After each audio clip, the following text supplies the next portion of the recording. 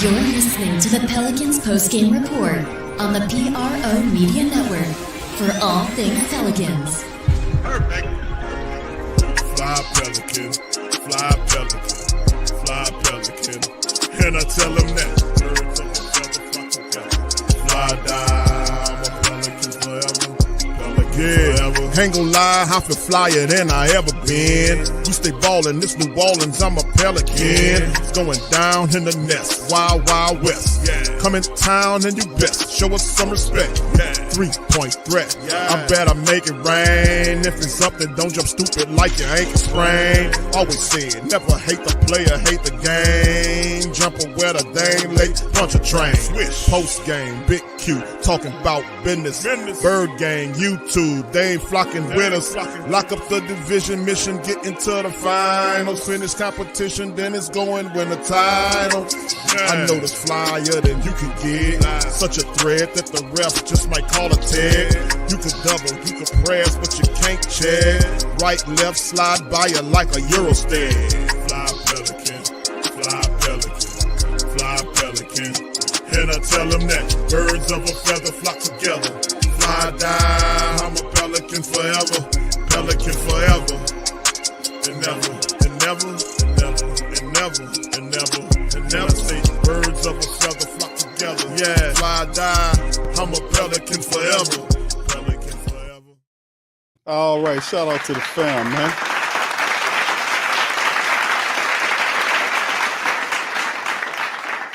Hey, man, listen, man, big ups to the fam. Appreciate y'all in this episode of the Pelican Postgame Report for All Things Pelicans. We up in this thing. Shout out to the fam. PPR in here representing. Very, very encouraging game, man. To be honest with you, the Pelicans put up a hell of a fight. Shorthanded and all. Listen, there is no moral victories, man. Pelicans should have won this one. That's why this stream is called PPR Final Pelicans Drop Winnable Lakers Game 104-99. They're now 4-10. Despite all those missing characters, the Pelicans should have won this game. Brandon Ingram was awesome in the matchup. Let me just put it to you like that. Big ups to the fam, Milton, Big J Pelicans, Nola, Stacy, Brother Devin, Mary, K, Daniel. Big ups to all y'all. Appreciate y'all for being in the stream. Much love to the fam, man. This was a very winnable. We'll have Willie Green's post-game press conference coming up momentarily. Of course, we're gonna hear from Coach Willie. He's gonna describe the force and the pace of the force, and of course, he's gonna talk about the bright side of the force, which is playing with joy. That infuriates Lex, by the way. She doesn't like the Star Wars analogies. But Willie Green obviously is a Star Wars guy. He's using all of the light side analogies. Lex wants him to deviate toward the dark side, using Darth Vader, playing with violence. Hey, Lex. I see you got your shades on, too. Shout out to you. Hey man, hey, listen, Lex. Today, man, listen. We gonna get into it today, man. We got DC chiming in as well. Shout out to DC. Straight up from the international line. We here, man. Hope his connection is good tonight. DC, how you doing, sir? Wait, what happened? I didn't hear all the slick shit you said before you asked me how was on. I said DC is chiming in. Shout out to DC. You know that type of stuff. You know, in Jamaica. Hey, Lex, what he said? I feel like he lying. Listen, DC, let's just get into the show, okay, brother? Talking to you. Huh? He was talking to you. He ain't say nothing slick. Hey, man, he was talking to you. All right. Yes or no would suffice. You ain't gotta, All right, DC, you're slowing shit down. Let's get to it, man. The show has turned into too many Rastafarian jokes, kid. Oh, that's okay, man. In the chat. Dan's just one dude, man. He said he want us to get back to joking on the players. He really misses Jackson Hayes, the inpatient screen setter, and the palm tree. paratrooper Yeah. and the shoes we had for him. And For Najee. Yeah, when Najee, we had before the Najee. black forces for Najee. He said he missed all that, man. Well, who came up with all that, DC? Who was the one that invented all that? I came up with the black forces. You took care of the other stuff. All right. Well, let's see. Somebody. You say pineapple talk too much. All right. Stretch in the third quarter. Let's hear from Willie. Here we go, man. I'll tell you, bro. I had to let you know. I speak for our whole group. We're extremely proud of the effort, the competitiveness that our group approaches the game with every night. They're playing together. They're not only giving us everything they have, but they're out competing, outworking, and even when we come up short, there's a lot of positives and improvements from where we were. So if we play like that, we're going to win way more games than we lose. What'd you see in the third quarter? Just got stagnant. They turned up the heat. They're a good team, and they played with force, made more shots, and we just didn't get into our offense quickly and with the force that we were doing the previous two quarters. The past few games, you decided to go with Trey at those backup center. What are you seeing from him that is make you confident in him and go with him right now? He complements that young group really well. Set screens. He's physical. He rebounds the ball at a high level. I felt like this was a good opportunity for him to get on the floor with that group. And he brings energy every time he steps on the floor. And how important was the energy guys like Kane, JRE, all of those guys in the first half, where it feels like that's where y'all really separated was making a bunch of those hustle plays? That's the key for us to give ourselves an opportunity to win these games. With so many guys out, we have to outwork, outcompete, and the guys are doing that. It took a while, took a few games to get to this point, but you can see they're getting better and better, and that's a true bright spot with this group. And AD is obviously playing at an MVP level this year. How good was this experience for Messi to kind of see what that looks like, in person and have to, take on that challenge throughout the game? It's great. It's great for him to get these minutes and these experiences early in the season. It's going to pay off huge for him as we progress throughout the year. He's getting an opportunity to see what prime time bigs look like, guarding those guys in the post, guarding in pick and rolls. So we expect that this is going to pay off for him in the long run. And you guys, you trusted them late in the game to play, 1 through 5, switch everything, and Brown hit 2, big threes at the end. But how important is it for him to be in that situation and see what it's like in the game and know what he needs to do in those situations? Well, that's the best teacher is experience, and he's gaining a ton of it right now. And we'll go back and we'll watch the film together as a group and see where we can be better in those situations. But you're guarding one of the best players of all time, and he's done that on the biggest stages in the NBA, and so we'll definitely take some learning experiences from that. Coach, decision making tonight. I mean, when the margin of errors for your team is narrow, but just the decision making in late in the second quarter and into the third quarter, the turnovers. Just how do you clean that up and get guys, particularly? I mean, Brandon struggled with that tonight. 8 turnovers for him. And it's been a lot the last few games. How do you get guys to eliminate that from the game? Well, we're asking a lot of BI, and he's been producing night in and night out. 32 points, 8 assists, 4 rebounds, 37 minutes on the back-to-back. Sometimes those things are going to happen because of how much we're putting on his shoulders, and I'm truly extremely proud of what he's been doing and the leadership that he has with this group, uplifting this group, playing through difficulties. We can clean up some of the improvements as a group as we move forward, but it's really highlighting how well these guys are playing together, how hard they're going out and competing. And, some of those turnovers, they do happen, but we'll go back and watch and just continue to work at it. Not to beat a dead horse on the third quarter, but it seemed like AD was getting switched on to smalls in greater frequency. Was that – I know you guys like to read a lot of stuff in general. Was that the game plan there in the third quarter, or was it just kind of happening in the flow of the game? he was setting some good screens, and we were falling into some late reds, not exactly what we wanted to do. And he's a big boy, so we wanted to keep our bigs on him. We got switched off on him a few times, and he took advantage of it. And so we cleaned it up in the fourth quarter. But those are areas just for our young group that, like I said, we'll continue to look at. And they're getting these experiences now, which will help them later. You guys have been able to keep it competitive or just outright win the possession battle at times because of your activity on the offensive glass. Just how important has that been in terms of just keeping these games close or even competitive? It's extremely important, not just for now, but for the longevity of our season. We want to be a team that can have more possessions than our opponents. Now, we got to cut down on the turnovers. We know that. But if we can continue to offensive rebound like we have been, and we get quality shots from that'll allow us to get more looks. Okay, thanks, guys. All right, Coach Willie. All right, Coach Willie gave shout out to the Force twice in that segment. So big ups to the rest of you guys. Please do. Say Big Q. What type of shoes you think Willie Green wear? Probably some Nike, just regular Nikes or something like that, or something probably like that. Just some. I think his favorite pair of shoes is Air Force Ones.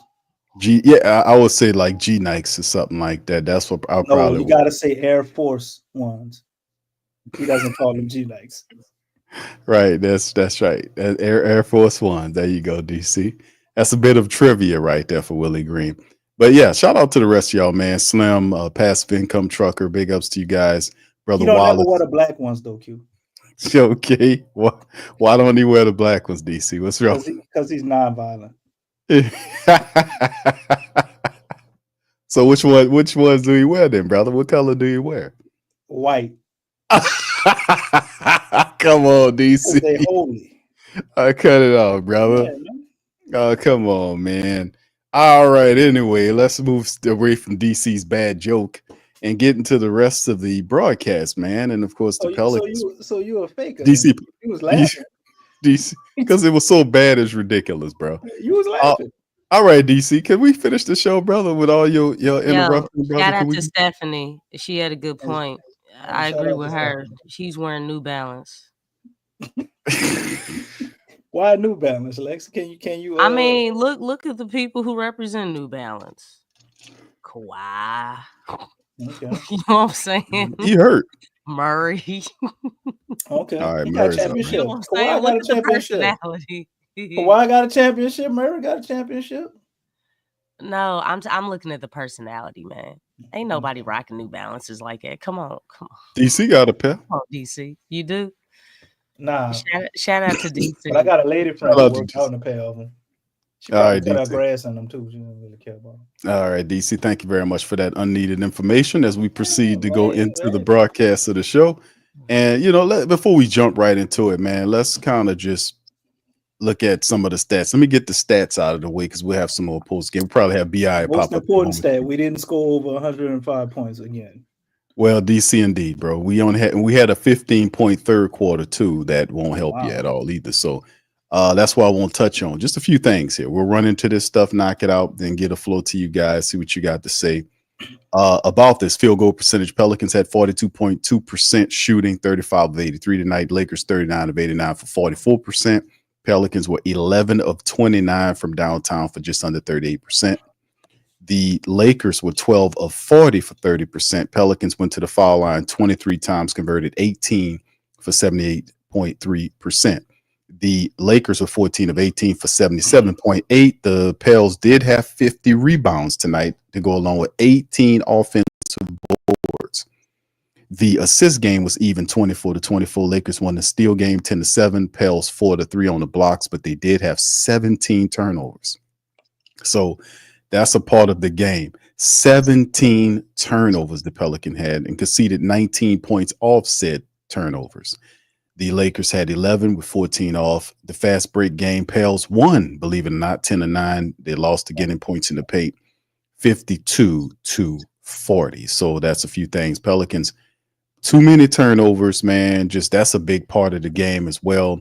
We mentioned the third quarter, which they only put up 15 points. couldn't keep the energy going. At times the ball got stuck, but I'm gonna leave it to my co-host to kind of break into that aspect of the game. And of course, we look at the individuals. Brandon Ingram was called upon to have a big game against his former team, the Lakers. He had 32 points in 38 minutes. He was 11 of 23 from the field, 3 of 5 from downtown, and 7 of 9 from the foul line. He had 8 assists to go along with 4 rebounds and 3 steals. He did, however, have 7 turnovers in the game, so that's not good. And then we had some extra scoring to go along. Brandon Boston Jr. finished with 12 points in 36 minutes. He was 4 of 12 from the field, 2 of 6 from downtown. He did hit both free throws. He had 8 boards, 5 assists as well, plus 3 there. Off the bench, 16 from Jalen Noel. Needed that. That scoring was much needed to come off the bench. He had 16 points in 35 minutes. He was 6 of 8 from the field, 2 of 7 from downtown, 2 of 2 from the foul line. He had 6 boards, 3 assists, and a block to go along with those 16 points. 8 points for Trey Jimerson in 19 minutes with 2 rebounds and a steal. 6 points for Jamal Cain in 21 minutes to go along with 8 boards and 2 assists and a block. And of course, we had Javonte Green. He played 7 points in 31 minutes. He had 6 boards and 2 assists. 8 points from Yves Missi today with 29 minutes of action. He finished with 8 points, 7 boards, 3 assists, 2 steals in the game. JRE finished with 10 points in 33 minutes, 9 boards, and a steal for JRE. The Lakers' top dog was Anthony Davis in his return, 31 points from him and 14 boards from AD. In there doing his thing. LeBron finished with 21 points, 7 boards, and 5 assists. He did have 6 turnovers, 27 from Dalton Connect. 27. He was 5 of 10 from downtown, plus 11. 6 off the bench from Koloko, and D'Angelo Russell threw in 7 in 21 minutes to help flip the Pelicans. But this was a very, very beyond winnable game. Beyond winnable game for our Pelicans, man. We should have won this game.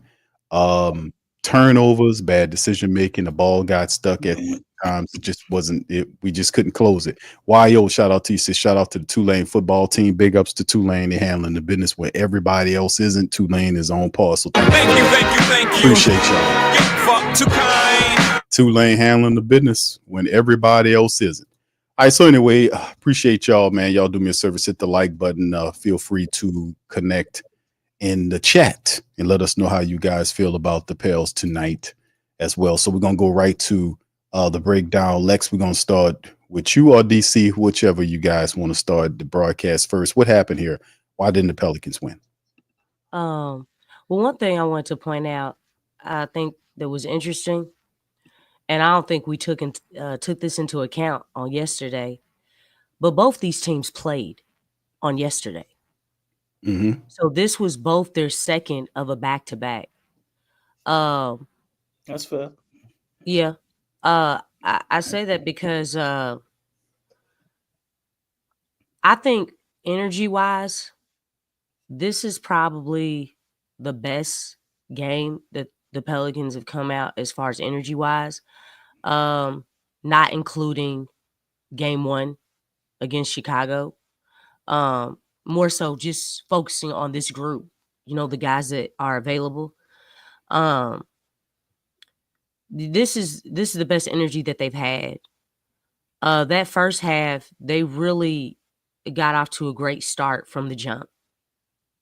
And I was like, wow, this is really good. And especially the fact that it was a second of a back-to-back.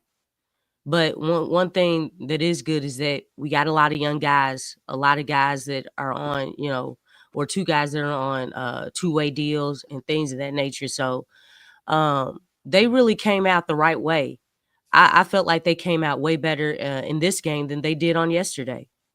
So that's one thing that I really liked. The only thing is like Stacey had mentioned in the comments, that third quarter, it's like they went away from what was working. And that's one thing that keeps coming up with this team. Whether we have the starters out there, or or this group, they went away from what was working. Like Willie said, the ball did become stagnant. It was a lot. It started to become watching Brandon play one-on-one, and guys were standing around. I'm like, no, guys, what are you doing? I'm talking to my television. I'm like, guys, keep ball movement and player movement. That's what you all were doing in that first half. Even when I think it was Javonte Green, Jamal Cain, Trey Jemison, Boston, and Noel. That group at the end of the second quarter, it was those 5 that were out there. Man, they were. I mean, it was just, the chemistry was just so beautiful. They kept that 10-point lead. They extended some, but it ended up going back to 10 points. But they held that lead very well. I mean, Noel was really doing his thing. I mean, with 16 points off the bench, kudos to him, because he really gave the Pelicans that spark. But guys were ready to shoot. That ball was moving. And when that ball's moving like that, and players are moving, that's the hardest thing to guard. And between the energy and how they were, moving the ball and things of that nature, that's how this team has to play. If this team, with this group, that's how they have to play. You have to come with that energy. Hard work beats talent when talent doesn't work hard. If they can adopt working hard, putting in that effort, putting in that energy, ball movement, player movement, that changes the whole complexity. We're not talking about the injuries on this team. We're not talking about those things. We're talking about what this team, you can't teach those things. It's all about how bad you want it. And I've said that many a times before, and I'm going to stick to that. Those are the keys on how this team can win. And the thing is, I know this is a loss, but you saw when this team is doing those things, coming out the right way, ball movement, player movement, the ball's not sticking in one place, everybody's involved, that makes everyone a threat. Everybody has to be a threat. You have to make everybody a threat on the floor. You got to keep the defense honest. And that's, I mean, I was so happy to see that. But one thing, I was calm about it, because I was like, the telltale is going to be that third quarter. It's always that third quarter. I want to see how the team comes out in that third quarter. And I mean, they took their foot off the gas. The ball, wasn't moving. No, guys weren't knocking down shots because the ball became stagnant. Henceforth, 15 points in the third quarter. Now, one thing I will say, I can't say that it was a tale of two halves, because in that fourth quarter, they did fight back. They fought back. They were playing from behind. They got down 10. They fought back. They did take the lead. I was like, okay, this is something different. So it wasn't a tale of two halves. I mean, there was back and forth in this game, but at the end, it really just wasn't enough. I kind of felt like Messi was held out too long. Not to say that Jemison wasn't doing his thing, but I think Messi should have came back in like a little bit earlier at times. And then again, down the stretch, the ball became stagnant. And it didn't help at the end that, the Pels couldn't inbound the ball. I mean, there was still a chance, and they couldn't inbound the ball. So, I don't know what to say about the inbound, because it's like we know they can inbound the ball, but that's just one of those things. The timing of just not being able to inbound the ball is, to even get to at least give yourself a chance. That really would have helped. But they got to put the whole thing together. I think that's the biggest thing. But that energy, ball movement, player movement, and effort. They've been showing the effort on the boards. They've been doing that, but they have to have those three things for 48 minutes, every single night in order to really have a chance to win these games. Yeah, DC, what do you think, man? 50 rebounds tonight to go along with 18 offensive boards, man. Great points by Lex. What's your thought process, brother? Shout out to Black Preacher Man. Appreciate them $5, brother. Thank you. You fuck too kind. And his comment is, when is Willie going to read the game and use the right player rotation? I'll respond to that. First, I think he'll learn to read the game properly and use the right player rotation. Never. But we are missing 9 players, so I mean it is kind of He ain't lying. it's kind of picking's kind of slim for him, so I can't cut him too bad on that.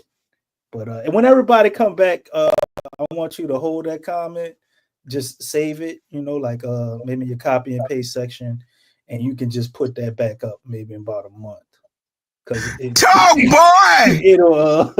it'll really resonate again, Black Preacher Man. But nonetheless, as far as tonight, man, it was probably about 3 or 4 serious mistakes. You heard Lex go over. The coach's challenge too, I think, really hurt us taking that time out. Yeah, that really hurt. But all things considered, again, Willie did an average coaching job, man. I think this was, in the Willie. If we grading this on a curve like how we should for Willie, this is like an A coaching performance. To hold the Lakers to almost under 100 points with LeBron and AD. I know they on a back-to-back, but so are we. Like Lex said, the guys came out probably the best energy. You've seen them come out all game since opening the season. That was very encouraging. Brandon Ingram looked like Brandon Kingram. He looks like the guy that we would hope, want, and think he is or could be.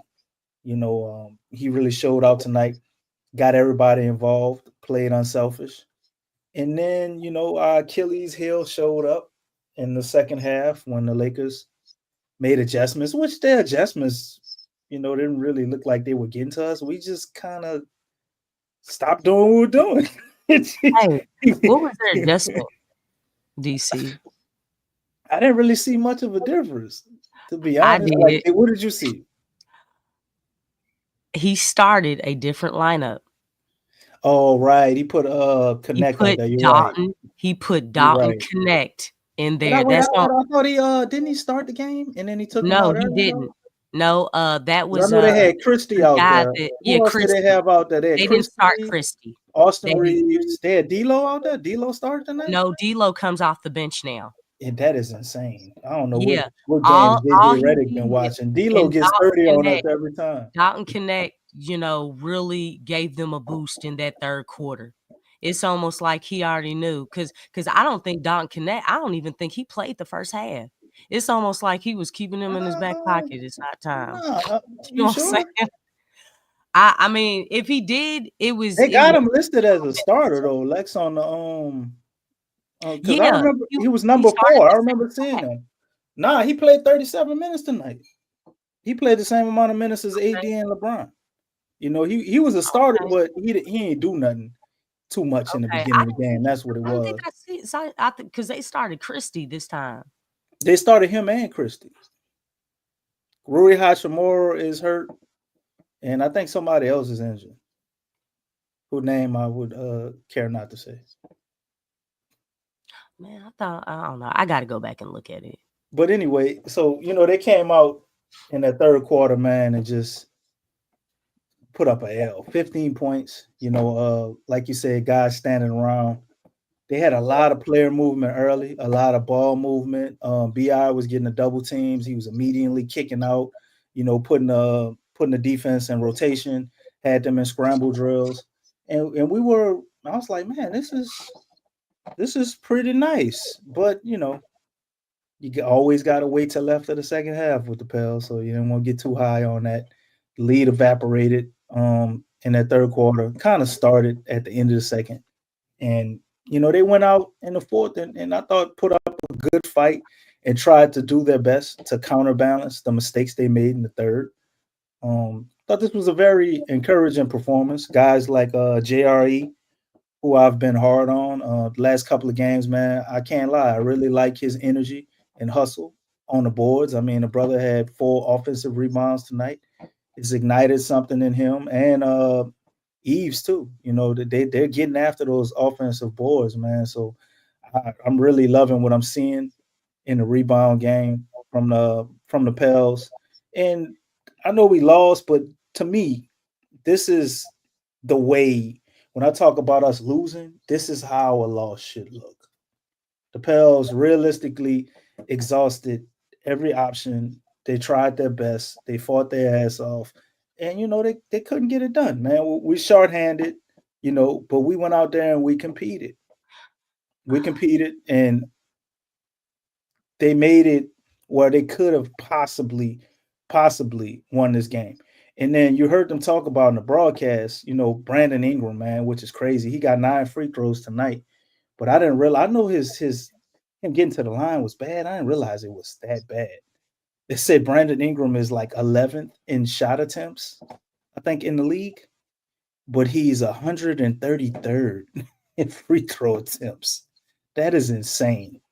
And I would be wouldn't be doing Just Do if I didn't point out, a lot of the horrible officiating, man. They had some very blatant, ridiculous calls, like offensive foul on BI when the guy was fouling him. You had Austin Reeves committing an offensive foul, and they called a foul on who was guarding him, man? Brandon Boston. I mean, when I start seeing stuff like that, I'm like, okay, it's kind of going to take a Herculean effort to be able to beat the Lakers. But I mean, it would have took that regardless because of what we got out there. But it's kind of sad to me that we got all these damn players out and then the refs still decide to cheat, for the Lakers. And you heard in a press conference, I don't know if we played that part where they talked about somebody asked, why are the Lakers leading the league in free throws? They asked Willie, and Willie just reversed the damn question. He said, I'd like to hear y'all answer for that. Well, you know what the Pelicans did? Say what he really wanted. Huh? The Pelicans shot more at the line. They were 18 for 23, and Lakers were 14 for 18. That's true, but they got to the line more. I mean, I'm just pointing it out. It's the timing of some of these calls, man, and just I don't know. They're like momentum killers, like some of these fouls that the Lakers get. So maybe they're sticking out to me just because things you're on a roll, you're playing good, and then bullshit ass foul. Like what was that? Just kind of changes the energy. But you're right, they did get more tonight. But typically the Lakers, not just us, but everybody, man, they just always seem to have that damn whistle. But that's LeBron, man. He advocates for the whistle. Oh yeah, he gonna do whatever he got to do to get it. But that wasn't the reason we lost the game. And no, Slim South, I am not wearing shades. I was when the game started, and then I saw how the Pels played the first half, and I took them off. Took my shades off, man. So I damn. What you mean I'm lying? You heard that? Oh, my mic is unmuted. I'm saying I was just up here being honest, and BQ gonna say I'm lying. Why would I lie about shades, bro? My bad, DC. My mic was supposed to be muted. Just pretend like you didn't hear that. What's wrong with you, bro? What's going on, bro? Oh, you were ready, bro. See, I was thinking of that up. He be tripping, man. BQ be ready to activate this face right here. For no reason at all, man. I don't know what I did you, bro. I think you hate me sometimes. But anyway, the Pels, man, I thought they played pretty well. They did the best they could do in the situation. And they were talking about some of the guys coming back. It looks like we're gonna be getting some people back next week. DeJounte Murray, I heard AD and Joel. Maybe we need to do some research into that, saying he's ahead of schedule, Q. Yeah. So my projection of him playing maybe in the beginning of December instead of before Christmas, maybe on par. Or Right. hopefully maybe he could come back at the end of November, maybe the last week after Thanksgiving. That would be awesome. And pretty much stop, I guess, the chances of us tanking. I know some people might be excited by that. Some people don't want it. No. But who said yeah. tank? Who used that word? What would you call it? Willful Huh? losing? You got another word for it? No, I hadn't heard, the tanking. Strategic non-winning? Huh? Strategic non-winning? Okay, you are so funny. I'm just saying. Go kick rocks, man. You know what I'm saying? There's your Jamaican shoes, man. My boy Slim South said Star Wars The Force Awakens is about to come on. You know what, fellas? I still would recommend that we start talking in our Jamaican accents for a whole stream. You know what I'm saying? I'm game with DC. I don't know if I can make it. I think we can do that. I really do think we can do that. Let me hear you, Big Q. I ain't gonna do it, brother. I ain't gonna do it. Come on, man. From the depths of your diaphragm. Come on. You gotta feel it from down within. I ain't gonna do it. You can do it, man. Shout out to everyone in the chat. We appreciate you for being in the chat and for being in the stream. If you could just click the like button, we'd greatly appreciate it. And when you hit the like button, good. it goes boom, boom, boom, boom, boom. Okay, what? Yeah, this was interesting, man. Like I said, we were running neck to neck with these people, man, and it's just like at certain periods of times. And it was a play toward the back end, Lex. DC that Antonio Daniels made a really crisp observation on. He talked about the play with Yeeves guarding LeBron at the end of the game. He talked about the screen that AD set, and then he kind of he picked up JRE and took him away from LeBron and leave Yeeves in a compromising position against LeBron, and LeBron got right to the space that he needed to hit that 3-point shot. Ultimately helped decide the game. So let's kind of talk about that, man. Let's kind of just break down that play for me, for us in the chat, and why it shouldn't happen, and what should have happened. Are you talking about at the repeat the question? I apologize. Repeat the question, please. The question is the play. No, it's no problem. The play at the last 3-point play, LeBron shot over the top of Yeeves. At the end, it was a play. And AD, shout out to Antonio Daniels. He the one that brought us. Switching that is fine. Thank you. Yeah, that's what I was about to get to. But I wanted y'all guys to kind of talk on that, man, because that's a major flaw in Willie Green's system, is the unintelligent switching. You can't switch everything. Yeah. And that was a play. So Yeeves is one-on-one with LeBron at the 3-point line. And basically Antonio Davis rolls, sets up a little pick or screen there that rolls JRE with him and leaves Yeezy one-on-one with LeBron. Break down what's problematic about that and why and what could have been done better. Well, first of all, Yves Missi is a rookie. We're going to leave a rookie up there to guard LeBron James. You know what I'm saying? It's like, I know Yves Missi has been defying doubt. He's been doing well. He's been stepping it up. He's been saving the behinds of Griff and Bryson Graham because, they didn't know how well he was going to be doing. But, he has been thrown in the fire. But to do that to him, to have him guard LeBron James, Okay. That's not bright. That's not fair, man. That's not fair. A rookie like Yves Missi is still a rookie. And, the vet of all vets, throughout the whole league, is taking on the newbies. So when I look at that, that was not really bright. I think who is Eve's Garden before? Was it Javon He was Green? on. He was on Green? He was on AD. Okay, he was on, and see that's why they did that, because again, he does switch it. But really, they should have got it out of LeBron's hands.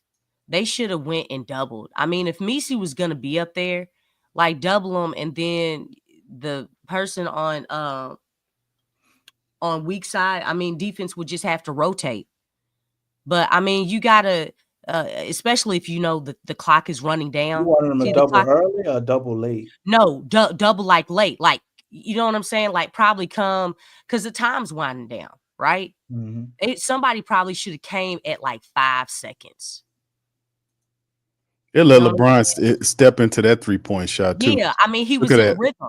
See, you see what I'm saying? He was revving up 7 seconds right there. You need to start coming because now he's got to go audible, right? He's got to pull that Peyton Manning. He's got to change it up. He's got to pass it off. And that would have helped kind of break up the play. But Don't help like that Yves right backing here. off him either. Yeah, you see him. Who is that? Right That's there on the that's right of Yves. Missi. That's Huh? Jalen Noel there. Yeah. It's like, and everybody has to know, okay, rotate. You know what I'm saying? Because time is winding down. Now if LeBron is going in like getting ready to go into a shot because he's doing it in rhythm, right? That means he's probably gonna jump and try to pass it. LeBron does that. When you come and bum rush him, especially right there, if he would have came and kind of rushed him, where's he? Which way was he coming? He's coming towards the left. He would have to pass it that way unless he would make, just change the torque of his body and do an opposite pass to his right. But he has that ball. I think he's dribbling with his left hand, right? Is he dribbling with his left hand? With his right Oh, hand. he's going with his And right. he goes toward his But left. he's hand. but he's going toward his left. He didn't do his patent move where he does the look away. Pull up. You know what I'm saying? But that would have been the opportune time and just take away that angle. But everybody would have had to been ready to rotate. I think they kind of as sad as this is to say, I really think this is what happened. LeBron kind of had an off game tonight, Mm-hmm. So I think they kind of, for some reason, was anticipating maybe him not taking that shot. Shit. It's That's LeBron James, bro. I mean, it's like, I get it, but I'm just saying that they didn't look. I mean, can you run it back? Run the defensive setback. My bad. Hold on here. Let me get this together. All right, hold on. There we go. It didn't have the response you wanted, I know, but man, that's a good point too. Oh, go on, DC. My bad. They don't really look like there's nothing to try to stop what he's doing.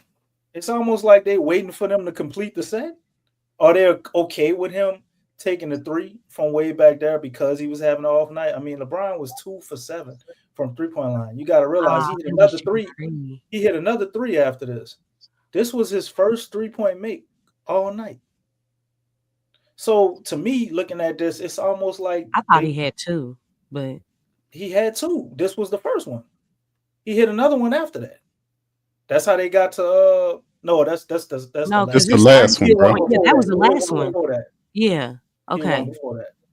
No, he did hit another because they 104. He hit the other 3-pointer too. I know I wasn't tripping. That's DC, the one. yeah, I think DC on his wacky week. I'm not on the wacky nothing. Go to the play-by-play. Right there, you see the play-by-play? click on the play-by-play and look It's at the two. plays. He was It's 2 two. for LeBron hit 7. Yeah, he was 2 threes. for 7. It's 2 Okay. for 7, brother. That was the first 3 he hit all game. And he So- took another. I He took mean- another 3-point shot after that. That got They him were to saying, I 104. thought they were saying that this was the dagger, because didn't they go to the free throw line? He hit another 3-point shot after that to get him to 104. No, All right. all right. But that's I not. mean, No, maybe but that ain't.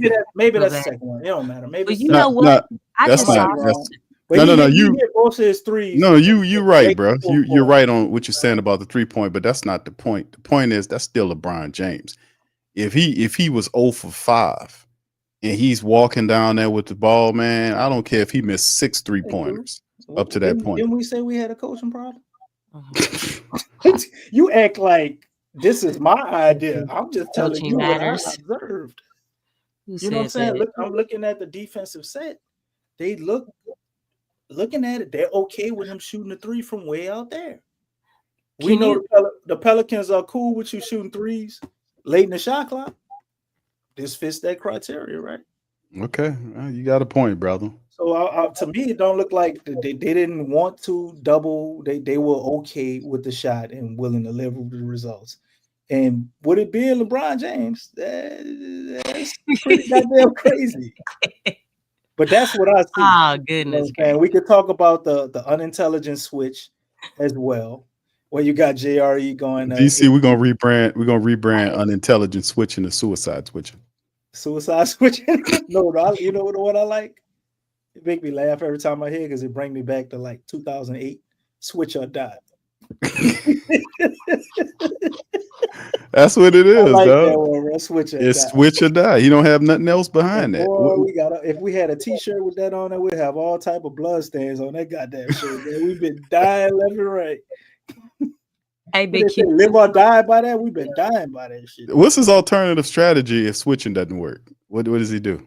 What do you mean? I mean, what I mean. Look, What switch other option is there? like doubling and leaving the backside open. Switch or die trying. Yeah. If Can brought you that go shit back up to in that practice, video though? Willie gonna be like, I "What's the want name to of the point defense? something out. I want you to say the name of the defense again. Switch all, All right, hold on. coach. All right, All right, that's hold it. on. This is the switch all, bro. Yeah, man. Switch everything. Switch everything. We deal with the results later. This point, I think you touched on it a little bit, DC. But Did we give Yo his yeah, props shout for out this, to Devin. for this?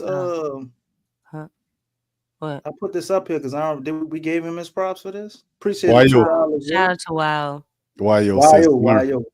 Zion learn Eric McCoy. Who that? Thank you, brother. Appreciate it. Thank you. Get fucked too kind. Thank you, brother. Appreciate that super chat, man. Much love, brother. YO. Yeah. So, Lex, what about this film? What you want to go into? Shout out to Devin. He said JRE can't allow that switch. AD wasn't even setting a real screen. And I'm No, he looking wasn't. at that. Yeah, it was more like a slip. So with that Yeah. being said, before Ghost everything screen. that I was Yeah, he just saying, rubbed him, bro. yeah, he just rubbed him. Messi should have stayed down, moved down with AD, and JRE should have stayed up. That shouldn't even happen. Are we being It's too like rough on Willie? they Maybe Messi made a mistake. Yeah, rookie. well, the thing is communication on defense. JRE has to communicate. Messi, get back, Yeah. get back. You got AD, I got Bron. I got him. Yeah. That's what you're supposed to do. JRE's got to do that. Come on, man. Because JRE, I mean, he's been in the league long enough to know you can't let that happen. I'd rather JRE be up there than Messi. Yeah. But that was not a real screen. That was a slip. And that was a good point. Like that kind of throws everything, you know, if it was an actual screen, which it wasn't, that was just a slip. AD was just trying to move out the way, basically. He rubbed. And they basically played right into their hands. They played him right. You know what I'm saying? He just made them believe that he was, you know, because he was there. But this is the thing, though, Lex. You're right. AD, it was a weak ass thing. He got there and kind of pushed him. Like, it wasn't even that, but he did enough so JRE would attach himself to him so Yeah. he can move him out there so he can leave him on the island with Yeeves. That's what I seen. And the thing is also, Because it's they had just time to recover. I mean, right, but he had time to recover, and JRE had time to recover.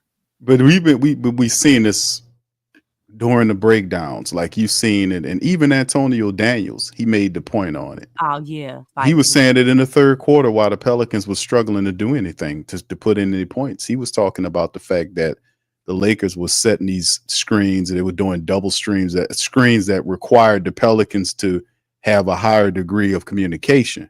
Yeah. And that's where the breakdowns happen. Like it was forcing you to communicate, hey, I got this guy, you got this guy, and they don't do that. They don't communicate as well as we need them to communicate.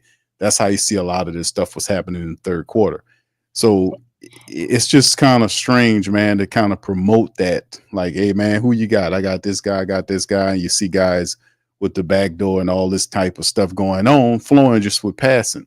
But that's the thing that killed the Pelicans tonight. It wasn't a full game worth of this stuff. The third quarter kind of came back and bit them in the, you know what. But go ahead, Lex, what you was going to say. Wait, well, hold on just a second. Let me give a shout out to Black Preacher Man. Says, how about fighting through screens? Thank you, brother. Appreciate you. Thank you. Get fucked too kind. Appreciate the Black Preacher Man. Thank y'all, man, for that. Lex, go ahead, please. One thing that I would rather see this team do, definitely fighting through screens does help. But the thing is, instead of switching, because sometimes you can switch, but you can't do it all the time. That's like, if, Alvarado's on a guard and JRE's on a big man, you're not going to have, if a big man setting a screen for Jose, you're not going to have Jose guarding a big man. That's crazy. I understand he's a great defender, but you can't have that. But one thing they need to do more of, they got to use the hedge and hold, man. Like, look, if you're being screened, show yourself. Show yourself, to the defender. Give time for your teammate to fight over the screen, to recover. This all has to be quick. You got a hedge and you hold it. You hold it 1 Mississippi, 2 Mississippi. That gives your teammate time to recover. You get wide. It's about footwork, how you position your body. You got to widen your body and use that wingspan. Like, come on. Like, it's not hard. And I've seen them do it. I've seen them do it late in the season. And oh my gosh, when these guys did it, man, it was just so beautiful, man. It was beautiful. Like, you don't see that. It's a simple hedge and hold. Hedge, hold it. Give your teammate time to recover. You know what I'm saying? You have weak side behind you. You got to trust him. He's there. Get wide. Don't commit too much, because know that your teammate, look, I'm hedging for him, but I'm going to get back, dog, so you can recover. So dude's not shooting the ball out to the corner for that 3. Like, that works.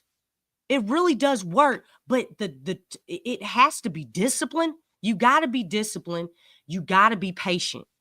You can't rush it, and it's trust. You got to communicate. Be like, hey, I'm holding. Recover. I got you back. All right, get back. That's how you do that. You know, it's just that hedge and hold works, and that gives time for the player who's being screened to recover and get back, to fight over that screen. But we don't see that enough. I mean, I guess, we just got to wait to the end of the season or something to see it for real. We got to wait all the way till then? Oh, damn. I mean, that's the only time I see it. Jeez. Like, it took them all. It took them all. Auburn, the whole season, the whole. Jeez, Louise. Yeah. Wow. Well, right now, fam, the Pelicans are a dismal 4-10 right now. They're 5th in the Southwest. The next matchup is they get a few days off, man. Next matchup is Tuesday against the Mavericks. The Mavericks are 6-7. They're 5-3 at home. Let's kind of step into that, guys. If y'all want to kind of step into that, the Mavs matchup with the Pelicans. They beat the Spurs, and then they beat the Spurs 110-93. They have the Thunder up tomorrow. I want to say Monday. I'm sorry. No, tomorrow actually. They have not the Thunder, huh? Yeah, the Mavericks have the Mavericks have Tuesday. No, DC, listen, brother. You jumped in at the wrong spot. I'm talking Dallas. Dallas. Oh, my bad. All right. Yeah, Dallas beat Spurs 110-93. Their next matchup is the Pelicans, but that's on the 19th. They have the Thunder on the 17th, which is tomorrow. Tomorrow at 6 p.m. they play the Thunder, and then Tuesday they will come to New Orleans for the Pelicans game. So we got a few days there, man, to kind of recoup and get things together. But let's kind of step into the Mavericks matchup, man. You know, they got a lot of people we got to deal with as well. Luka Doncic is on that squad. Jason Kidd is there.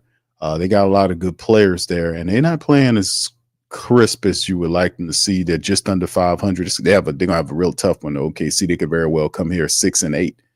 But what do you guys see there? One home win for the Pelicans since then. 4-10 are where we are right now. So let's kind of delve into the Dallas Pelicans matchup. DC, what do you think?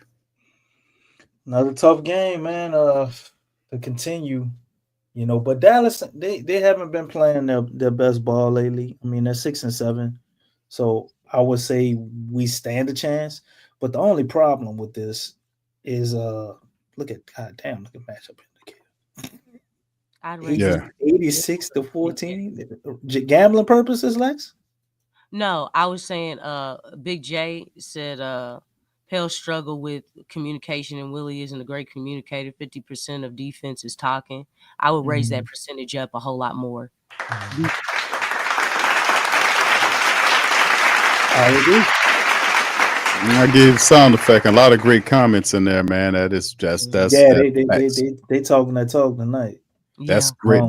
Come on, Pels, man. Put that good energy out there and aim it at Airline Drive at Willie Green, and hopefully he can get some of this stuff. I'm just trying to figure out how we prevent Luka Doncic from scoring 50, because we have trouble team. I'm making force it his teammates so they can score. That's the way he's not going to do that. He trusts his defense. We switch everything. It's kind of hard to triple team when you're too busy switching every guy. But I just don't see how that makes sense. I don't understand how you sell it to pro players and tell them that, hey, man, we're going to switch it all. And I'm like, you can't switch it all, brother.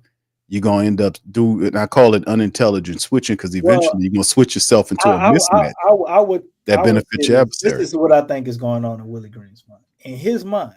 Please, no, DC.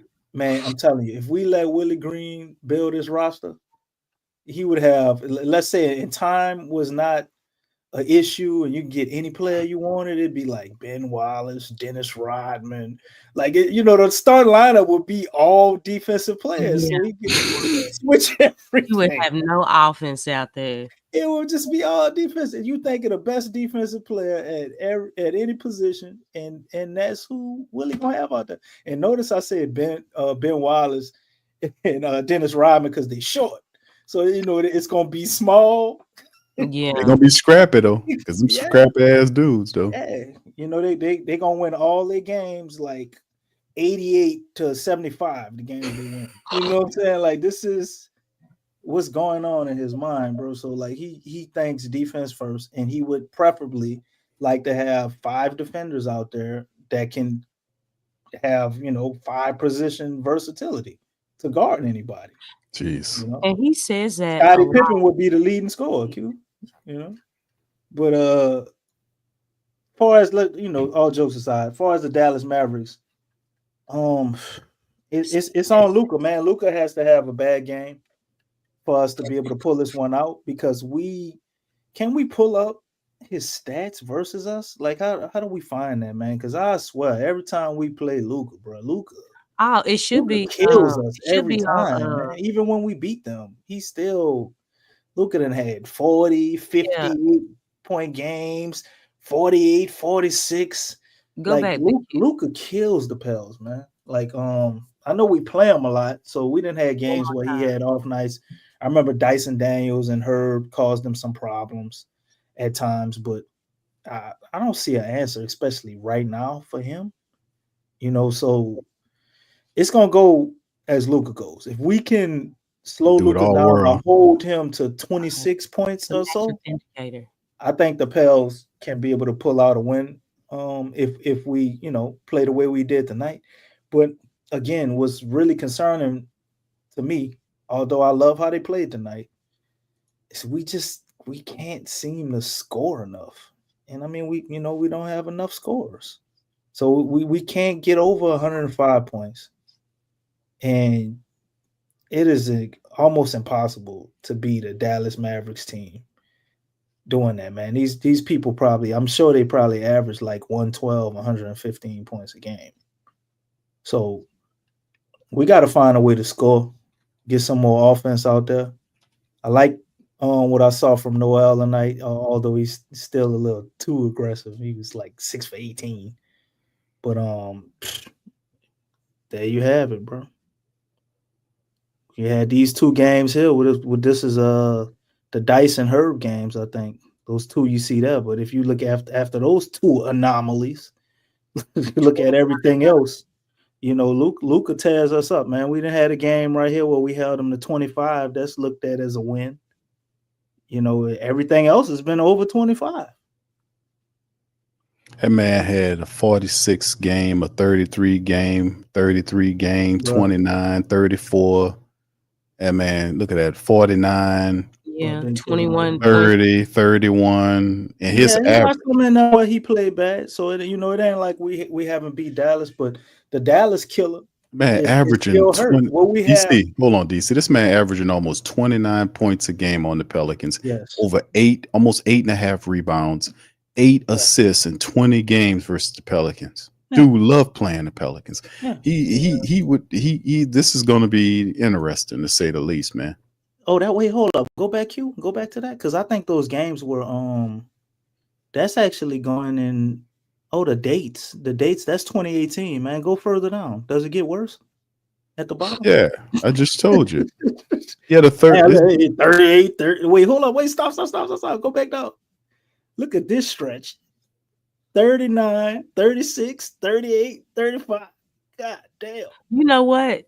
Do it how what's his name? But you see these last four when we had Dice and Herb out there playing them, man. They was playing some good defense on Luka. What is his name? That's when I realized to me, Dice took the crown, man, of being a better point of attack defender than Herb. Because they had Dice on Luka, those games last season, and he was doing a hell of a job guarding him, man. I can't lie. But doing a hell of a job guarding Luka, he still had 28, 25, 29 them games, 21 or something. So this is it, man. This the engine right here. And Kyrie gonna do what he do, so you gotta watch him because it's a whole nother issue. Kyrie tears our ass up too. So we got two players who love to play the Pels. Mike Epps. And we shorthanded.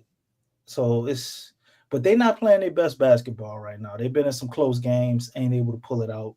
So I would say this is probably the most beatable the Dallas Mavericks are going to be all year.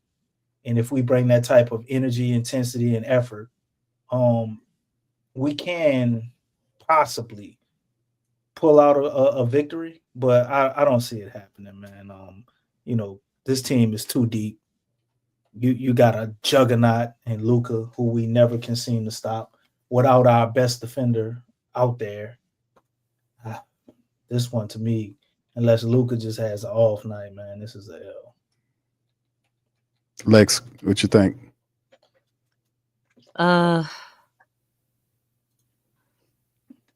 Even though these games that they've had, they've been losing a lot of close games. Watching Dallas play, you're not really concerned. You're not really concerned about them because Kyrie been kicking our these ass guys for a are going to decade. figure it out, and plus they really have a good coach in Jason Kidd. Yep. So right now it may look like I know they're mingling with 500, but if you're watching them, it's different. This team, to me, I feel like they actually look good. They do look good. They just haven't done a good job. They've had a couple of hiccups. They But haven't closed games, Alex. yeah, when you have Luka on your team, Kyrie, because I don't know if you all knew this, when Kyrie and Luka first got together, they had the same problem. Yeah, they did. I remember that. Yeah. Now you change up some of the starting lineup. You have Klay Thompson and then I don't know who took the place of I think Najee, because I don't know, Najee's not starting. I forget No. who's in that other spot, but they kind of have to relearn. They have a little bit of learning curve, but just looking at them and the way that they're playing, they have a nice thing going. Like I said, with them, I don't think you can really pay attention to their record right now, because it's like when they get it together, they're gonna have it together. There's no doubt about that. But they got a lot of experience. Just a lot of offense. Yeah, Misi, it's going to be interesting to see how he handles, Daniel Gafford and Derek Lively, because they're very similar, so their games, and I'll throw Jemison in there as well, because I'm pretty sure Willie Green's going to have both of them, playing in there. But it'll be interesting to see who wins on those boards. They also throw a lot of alleys, so it'll be interesting to see how that's guarded. I know Misi blocks everything, but they're almost like a mirror image of each other, and we've mentioned that before. Derek Lively and stuff in comparisons with Misi. But yeah, their wings and just backcourt, it's a lot. You cannot sleep on Klay Thompson. He is still a legitimate threat. So they may not have just total youthful legs, but they still have their wits, and I think and experience. So those are things that is concerned. If you think about it, against the Lakers, look what happened on tonight. Experience. When it's time to get disciplined and make the right plays and get the ball where it needs to go to, experience. You start to see that experience at the end. And experience is still golden in this league. So yeah, I think unfortunately, I kind of feel like they're gonna get the Pels, and plus it's an opportunity to get a win. They are around 500, so again, it's like, hey, let's go in here, take care of business, and get this W, so we can trend in the right direction, because they are trying to they have fight about them. All these games that have been close for them, they have a lot of fights. So when you look at that type of battle, it could go either way. Something could happen if the game gets close. But if the game is close, it's like, who are you gonna go with? You know what I'm saying? It just seems more feasible to go with Dallas because of just that they had their guys out there. Guess what? With tonight's loss, we still hold on to the 14th spot in the West. We did not drop to the 15th spot. Okay. Something to improve upon, right? We got we're 0.10 percentage of win percentage better than Utah. Well, that's something to improve upon, DC. We as a So, team's we got to correct these errors, man. And the team, how like he I came said, back, Jay. he had. I just showed that on screen for family members asked about Kyrie Irving. I just showed that he played against the Spurs. He put 22 points, 8 rebounds, 6 assists, and he was plus 22. Damn. So I would definitely say Family he's back. was talking about Najee too. Pull up Najee. Say he's shooting 52%. 50, I 52. he's been playing well. He looks good out Yeah. there. Yeah, he's shooting I mean, we knew he was. We had They Najee. were well, I mean, he's looks a actually whole lot more polished over there than he did over yeah, here. because they got a coach over there. Let me see the last 10 games. He's played 25. Didn't say it. He's played 25 minutes. He's averaging almost. But Hold you on, know hold what? on, I'm hold glad on. you said it No. though. It's level. We got to let's be real, man. It's levels to this. Man, it's levels to this, man. It's levels. It's levels to this. I'm just It's saying, levels. dude, you said it big cute. It's levels I'm to like, this. Willie, a Man. life coach?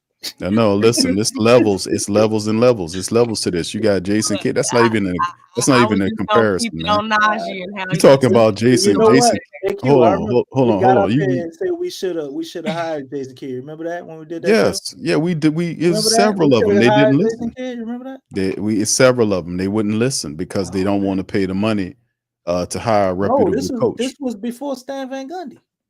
I know we did that. DC, we've been at this for a long time, bro. Man, bro. Everybody we said they should have hired has been good. Yeah, we talked to it's a list of Ty we Lue, talked about Jason Ty Kidd. Lue, I wasn't on Lee. You was on Charles Lee. Charles Griff Lee. was offering chump change to these coaches. That's why they didn't take the job. think he And gave Willie Stan Van Green Gundy accepted chump the change. chump change. No, You know this. he Stan wanted Van Jacques. Gundy They got wanted paid. Jacques Vaughn. They wanted Jacques Vaughn. They agreed that Jacques Vaughn was going to take the job, and Jacques Vaughn told him that he wanted to pick his own staff. Griffin told him, man, the job is contingent upon you taking coaches from the previous regime, which is totally ridiculous and stupid. Yeah, it is. That don't make no sense. But Willie Green took it Nobody else because does that. Willie Green took the job because he knew he probably not going to get an opportunity to be a head coach nowhere except for here. He was So he And took it. Orlando is number 3 in the East without Paolo Banchero.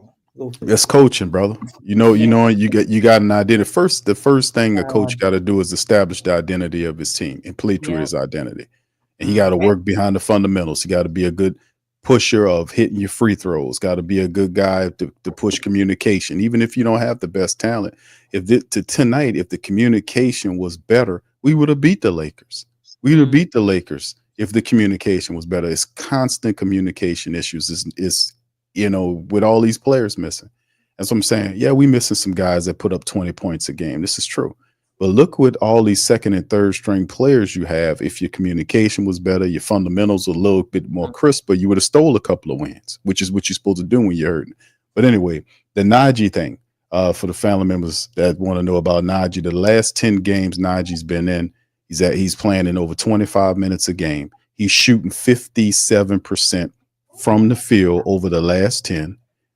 His 3-point shooting ain't all that. They're saying it's 19% from downtown, but he is hitting his foul shots. And he's averaging 4 rebounds, 3 assists, almost a steal a half, and he's averaging just under 10 points a game during the last 10 games. But anyway, we're gonna go to it, man. This press conference been lagging on. Here's Jalen Noel. Let's see what he has to say. Willie, after the game, sounded overall, just really proud of the effort. What do you think about what y'all did tonight overall, even though it wasn't the result you wanted? Yeah, I mean, we definitely played as hard as we could. Started out very well. It was really just that third quarter that kind of got away from we were up, I want to say double digits. We got on the run. But we knew they were going to get on the run. But man, we kept fighting. It was just a tough, close game at the end, and they hit some big shots, and yeah. Offensively, what were some things? You look at that third quarter, you say we could have done better in that time. Say that one more time. Just offensively, what do you see in the third quarter? I think you guys put up 15 points. What did you see in that time? Oh man, just kind of got a little stagnant. And we kind of just started not really making the shots we were making in the first half. That's really all that was happening. Yeah. What's it like watching Brandon these past few weeks and what he did tonight? I guess just trying to do what he can to keep you guys in games and keep things competitive right now. Yeah, man, he's locked in. He's the leader out there. He's definitely showing us the way. He's definitely leading us to the victory last game, and he almost got us another one. So I mean, he's been great, and everybody is looking to him to carry us. And what's it been like just jumping into a situation where you're not with the team during training camp, just figuring out where you fit in, where to get your shots, and how to be effective? Well, the good thing is that I played against these guys a lot, so coming in, they told me, they made it clear, like, we know what you can do, and you're here for a reason. So I came in first, was trying to figure out everyone else's playing style. And, kind of been here for a good week or so, and they're just telling me to be aggressive. And that's all I'm trying to do, is create looks for not only myself but the other 4 guys out there. And it's one thing to step into a situation, middle of the season, and they need you to contribute, but to step in and they're like, you're taking 20 shots tonight, you're finishing the game. I mean, what's that been like, just stepping in and taking on as big of a role as you had to these past couple of games? Normal. I did it in past teams. Just trusting in myself, trusting in the work I put in, and just trying to go out there and be the best for the team. Coach Green mentioned how going against AD was like maybe a good learning experience for Messi. How do you feel like maybe he handled going against someone of AD's stature, and like how much do you feel like that can help him going forward? Oh, it's going to be great. Playing against top level MVP caliber talent, you learn so much in those games, whether good or bad. Play very well, and so first off, learning and having that confidence of, okay, I've done well against the best, and maybe looking at things, okay, I could have guarded him this way, could have did this on this certain play. So overall, it's just always a great experience when you're going against guys of that talent. Thanks, Jay. Yeah. Thanks, Jay. Appreciate it. Well, good one. All right, Jalen Noel, man, dropping some game there, man. Back to the panel. He was, like I said, man, we talking about what's happening with the Pelicans tonight. To be quite honest with you, Jalen Noel, man, really stepped up and had a really solid game. I mean, this would have looked totally different without his 16 points, man. He got in there and did his thing. Just unfortunately, we couldn't close out the way we needed to get the dub, man. But it was a very solid performance by Jalen Noel. We always knew that this guy could score the ball. You know what I'm saying? He definitely, that's one of the key attributes. Not much of a facilitating guard, but more of a scoring guard. And we really needed his production tonight, man. Without them 16 points, fam, it would have looked noticeably different. 16 points, and not just scoring, but he got some rebounds, 6 boards, 3 assists, and a block in 35 minutes. 6 of 18 from the field, 2 of 7 from downtown. So he really stepped it up, and did his thing. So yeah, that was a big part of Jalen Noel's game tonight that kept him in the game. We just didn't have enough. A lot of stuff, man. Just communication, defensive wise, I think we'd probably ended up winning this game, man. This would have been a really good win for the Pelicans to get with Anthony Davis, man. So another thing we got to the trajectory of the season if they were. I know, wouldn't it beat LeBron and Anthony Davis? A lot of energy going in the play, Dallas, man. But, yeah, that would have been fire. Yeah, I see. Stacey asked the question: does Bi doesn't do podium? Actually, he did an interview last night. I think we missed it though. He went up late, so maybe he'll come up late again tonight. Go ahead, Lex. What you think about Jalen Noel before we get ready to close out? No, I was asking, was that a post-game interview? Yeah. Yes. Oh, okay. The press conference is still going on right now, so Yeah, they just they go take a shower, they go get fresh, probably get something to right. eat. I think they're waiting for BI to. Everything. Yeah, they're waiting for BI to come out there next. I think that's the guy they're He trying to might be get. just hoping they leave. He walk out and they stare at us like, okay, I'll go up there. Nah, I mean he had a good he had a good game. We need guys to step up. The thing is that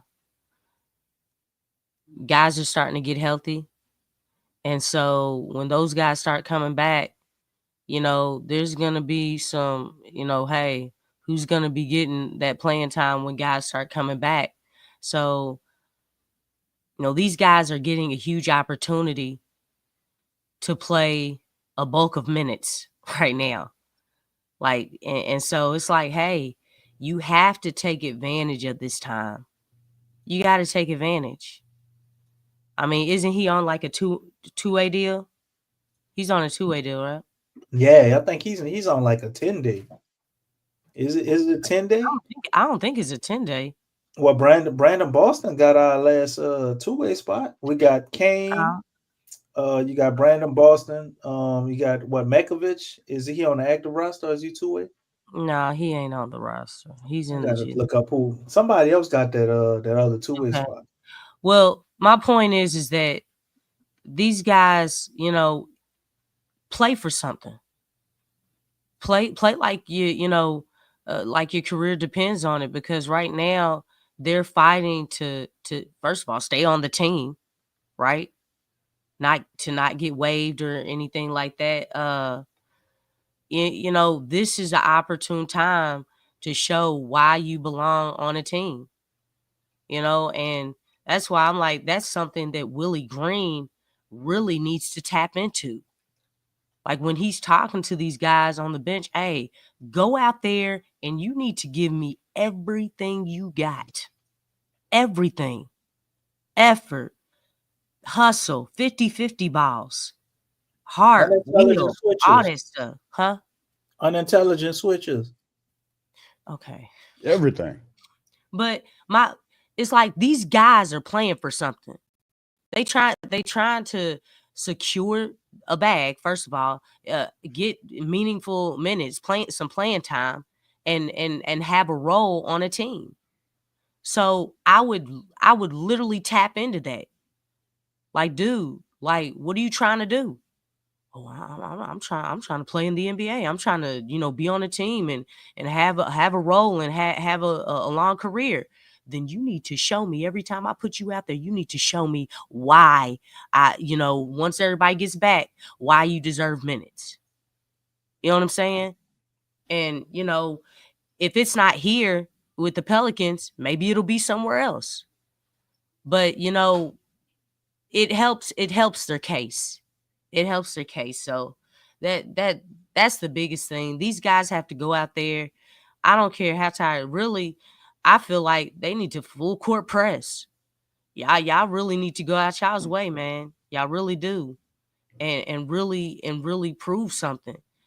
Sometimes when you have something to prove, when you have a chip on your shoulder and things, that really changes the complexity of how a player can play. And I don't know if he will. I don't feel like he's really tapped into that as far as, with these players, but it's got to be more. It's got to be more. Like I said, tonight was the best night that I saw the energy from the team. This was the best. Now, am I complacent? Am I complacent with this energy?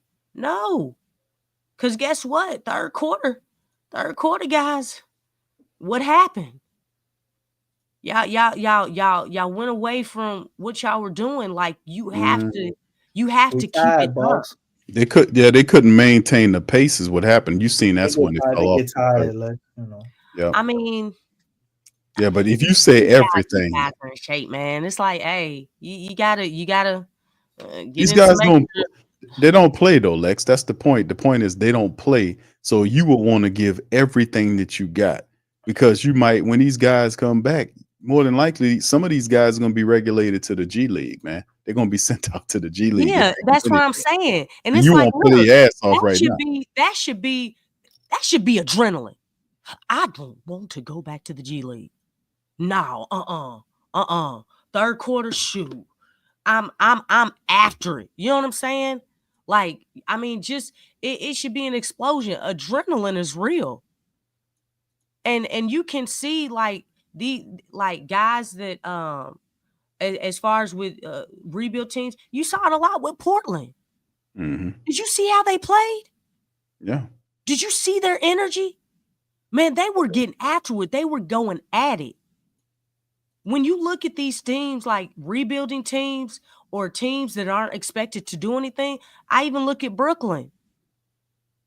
Man, these guys are playing. They want to win, and they're doing it. Mm-hmm. They may not be doing it every single night, but they're showing, hey man, we bringing that heat. Some of that has to be some adrenaline. And these guys, you can't tell me like, you know, they have talent, but they ain't the most talented. But you know what? Hard work beats talent when talent does not work hard. It almost worked tonight. Yeah. And that's what I'm saying. Like, it can be done. It can. That's why I want to move away from, because it seemed like when everybody knew that the Pelicans were going to lose this game, guess what everybody started mentioning? Injuries. Oh, yeah, exactly. I'm like, no, I'm not down doing 9 that. players. I'm not doing that because the energy was there. You saw it. Everybody saw it. Yep. Everybody saw it. Man, stop trying to use that. Even Jake Madison brought that junk up. I'm like, come on, dog. No. Yeah. The Pelicans had a chance to beat the Lakers. And they could have did it with energy, but they took their foot off the gas in that third quarter. And guess what? This Pelicans team, at no point in time has this team been able to have a switch that they can just flick on and flick off. Yeah, what'd you just think about, the fight for you guys tonight? They go BI. Super shorthanded again. I like the things that we did offensively and defensively. We were active. He found the right shots on the floor. Some guys stepped up again. We just fell a little short tonight. JJ was on that team your first year here. What was the experience like of playing against a team that he now coaches? I mean, it was fun. You get to see his IQ from a different point of view. The way that he has guys running sets and just reading the game. So it was fun competing against him. Does it surprise you at all that this was his path, his trajectory, or like if somebody had told you in 2019 he's going to be a head coach, it would have made sense? It doesn't surprise me from a basketball IQ, but I didn't know he would get into coaching so fast, for sure, yeah. What was it like just seeing Lexxah compete against AD tonight, just seeing him against, one of the top tier bigs and just, holding his own the way he did? Yeah, it was a good experience for him. He's going to go against a bunch of good bigs in this league, so I guess, AD is a good one for him to continue to try to compete and try to get to the level at some point in his career. I'm happy he's getting to experience it this early in the season, so when we get further down the line that he'll be ready at that point. And we've heard this from a few different guys, but how impressive is it just to see how quickly he's able to pick up stuff, how y'all can just say something to him and he's just able to figure it out, especially as a guy who learned the game, later in his life versus, y'all who started when y'all were little kids. It's special, you don't find many sponges that can just absorb information and apply it to the next game or apply it to the moment. So, we're happy that we have him and we can count on him to defend and make the right plays on the offensive end. And what did you see just during that third quarter when the offense slowed down and they were able to come back, and from that 10-point lead y'all had at halftime? Picked up some defensive pressure. They got out in transition, ran. AD was really good down the stretch. In that third quarter, made a few threes. I thought we did a good job on connect for most of the time tonight, but he made 2 huge threes tonight that kind of gave him some momentum tonight, and they just took it from there. I guess we're starting to see guys do more stuff now, like CJ's ramping up, Herb's doing a little bit more. Does that provide some optimism in the locker room? Like, all right, we're getting closer to looking how we're supposed to look once these guys are finally ready. Yeah, they'll be back soon. I don't know how soon, but they'll be back soon. They continue to try to get healthier, doing everything in their recovery and on-court workouts to try to get back. But, the guys that we have right now, they're being present. They're working hard. And they're getting better every single game. So I like the opportunities that they've taken advantage of every single night that we come out. The guys that we have on the floor right now have been really good for us. Appreciate it, sir. Appreciate it. Shout out to BI, man. Brother sound tired, man. Shout out to BI, man. BI put that work in, man, and we forget that this is his former team. He played against the Lakers, who drafted him. And the man just, every time he plays this team, he wants to win. And unfortunately, we couldn't get the dub tonight, to go along with it. But this would have been a really good victory for the Pelicans to have. I don't know. Willie Green always talks about, not like Willie Green as a person, but when we talk about skills and strategy, we talk about skills and strategy. That's a whole nother thing. The NBA is levels to this coaching. There's the echelon guys like Eric Spoelstra and Coach Pop and those guys that's up there, high level IQ when it comes down to communicating, game plan, strategy, taking their mind, the strategy or the philosophy of what they're trying to do from here and putting that into the minds of their players and making them believe it. And then there's the middle grade guys that are trending in that direction. And then of course there's the guys at the bottom, so to speak. And to me, from a philosophy standpoint, Willie Green's philosophy is based on defense, but much too often, and I don't care if it's starters or not, even when we had some of our starters, we've seen the defensive breakdowns, we've seen communication issues constantly over and over, and most of the times in these crucial clutch situations where we see defensive breakdowns, guys not knowing who they're supposed to pick up, guys overcommitting and leaving guys wide open. Like you mentioned, Lex, earlier, the trust not being there. So I mean, how at what point does this sink in for players to understand the defense and what they're supposed to do? At what point do the breakdown stop? When do this shit stop so we can start locking in some wins here before we start? Because we talking about getting guys back. These guys there's still a ramp up period for each one of these goddamn guys you're getting back. You're not going to get them back at the same time. It'll be a ramp up period, just like what happened with Trey Murphy tonight. Trey Murphy couldn't play that back to back. He played yesterday, couldn't play tonight, and that's a part of the restriction. So even you get some of these guys, it won't be a recipe for you to win no games. You still gotta still commit to communicating and playing defense and this type of stuff. When does it stop? That's DC Lex. That's a good question. It's gonna stop when we stop having the mentality that doing the same thing and expecting different results is is basically okay, and to continue to do it. One thing that Willie said a couple of pressers ago is that we got to just keep doing what we're doing. And I didn't like that statement because a lot of the things, because you weren't specific in what you're talking about. Because right now you've been consistent in having these blunders. You've been consistent in having setbacks when you find the answer and then you retract, which makes absolutely no sense. Why are you going away from things that do work? It's like, for instance, at the end of the season, and I told you all about the hedge and the hold, right? You saw that at the end of last season.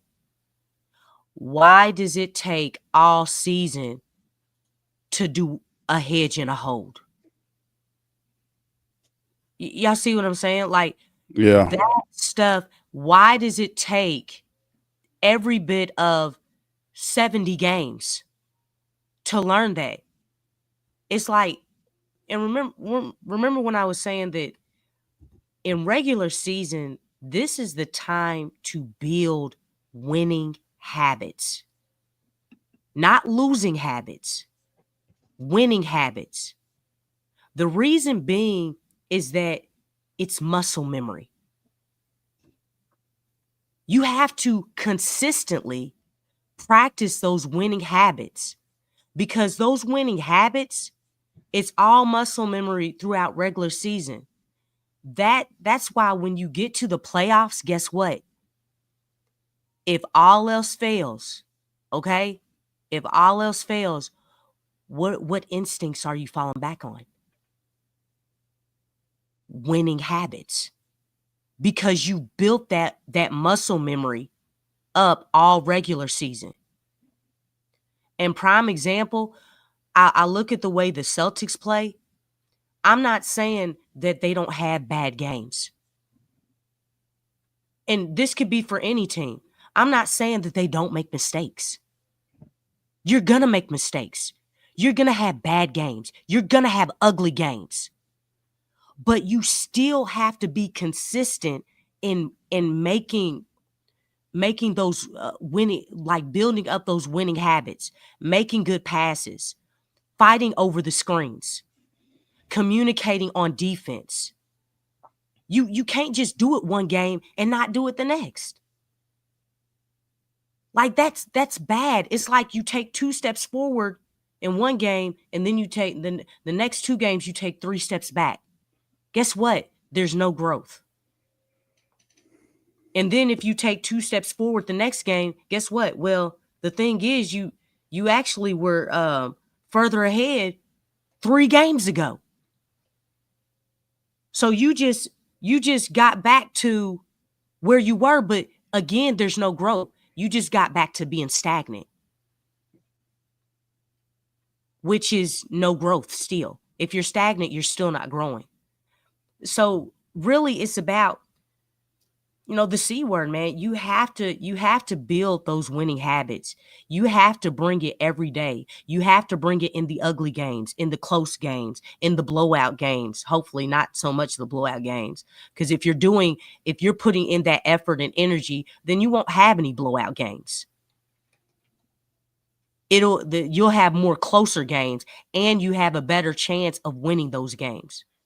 Blowout games is already lost. But I don't, when you look at the better teams in the league, I don't think they're being blown out. I don't think they're losing. If they do lose, I'm not, because you have some that they do have losses, but it's all about the how part. It's all about the how. I don't think they're getting blown out because they're fighting to win every single game. That's a habit. That's muscle memory. Playoffs come, oh shoot, we prepare for this. We've been showing fight all regular season. Now we got to show it when it really matters in the playoffs. But I think that's the biggest thing. Like, we have to stop having hiccups like every game. We have to build that consistency. And once the Pelicans do that, and start just like making the good passes, communicating on defense, putting in that effort and energy every single game. Like, hey guys, y'all got to be engaged. You got to be ready to play. Yeah, all 30 teams are playing 82 games. Everybody is. So you're telling me that 29 other teams can come out and play with energy every night, but you can't? I mean, But it's the like, injuries. no, they play with effort tonight. We saw that tonight. What are we talking about? They play with force, Lex, not effort. Oh, come on. You and your jokes. All I'm saying is that energy that they had tonight, they showed it in the first half. Third quarter, that was the telltale for me. And I was like, man, I'm seeing the deja vu. But what made it not deja vu is the fourth quarter, because they fought back and took the lead. It's there. I was like, oh, okay. Y'all trying to be like, no, we went down 10 points and came back and took the lead. I don't know how long they had the lead, but still, that's a big deal. When have we seen this team fight from behind? That's effort. That's energy. That's like, hey, I want this. Hey man, nah, we ain't going down. Like, hey, we gonna scrap, fight, scream, kicking, all that stuff. That's what that says. So they can do it. They just proved it. So if you bring that every night, give yourself a chance. Like, that's better than just, hey, we're playing from behind. You guys just go out there, have fun, do your best. These are grown men. These are professionals. Hey, dog, you want that contract? Go out there and bust your butt. Show me something. Well, he does mention Lex to tell him to go play with joy, and he's happy when they do. So that's so wrong energy. Come on. Yeah. I mean, it's just what it is. That's his verbiage. The guy's verbiage is not aggressive. It's a very sensitive, and that's very mediocre style verbiage, and he only gets mad. It's very, very sensitive verbiage. DC, you're right on that, Lex. It's definitely needs. You gotta use basketball terms. Whoever in here plays basketball, are you trying to play basketball with joy with your boys? I told you, Giannis said at the podium the other night. He plays with joy. He plays with joy. I know I'm not. Basketball with you ain't joy. By yourself. That's DC's trolling himself. I don't even coach with joy, nor do I ref with joy. You know what I'm saying? I don't do none of that stuff, man. Y'all tripping. DC plays a good call with joy. If you was getting what they was getting paid to call some of them badass calls, you'll be reffing with joy, Lex. DC runs in Pumas with joy. Go ahead, DC. The floor is yours, brother. Go ahead. I don't remember the question. Lex be killing this shit. I don't remember the question. I'm just saying. What's the question again? Exactly. No, I mean, you like, man, you just comment on what Lex said. All I could say is it's gonna happen, like my man Stacy and Slim Sauce said, when Willie Green get the heck out of here. I can't say the other word, you gotta have compassion and joy and mindfulness. So when Willie gets out of here, that's when it'll change, because to me, all of this boils down to one thing. Lex laid it out. She laid the details out. But it all boils down to accountability, man. Being accountable. And that's, to me, that is always an identifier to me of good or great coaches. They hold all their players accountable across the board. Some coaches go as far to, you hear the Belichick method and Popovich.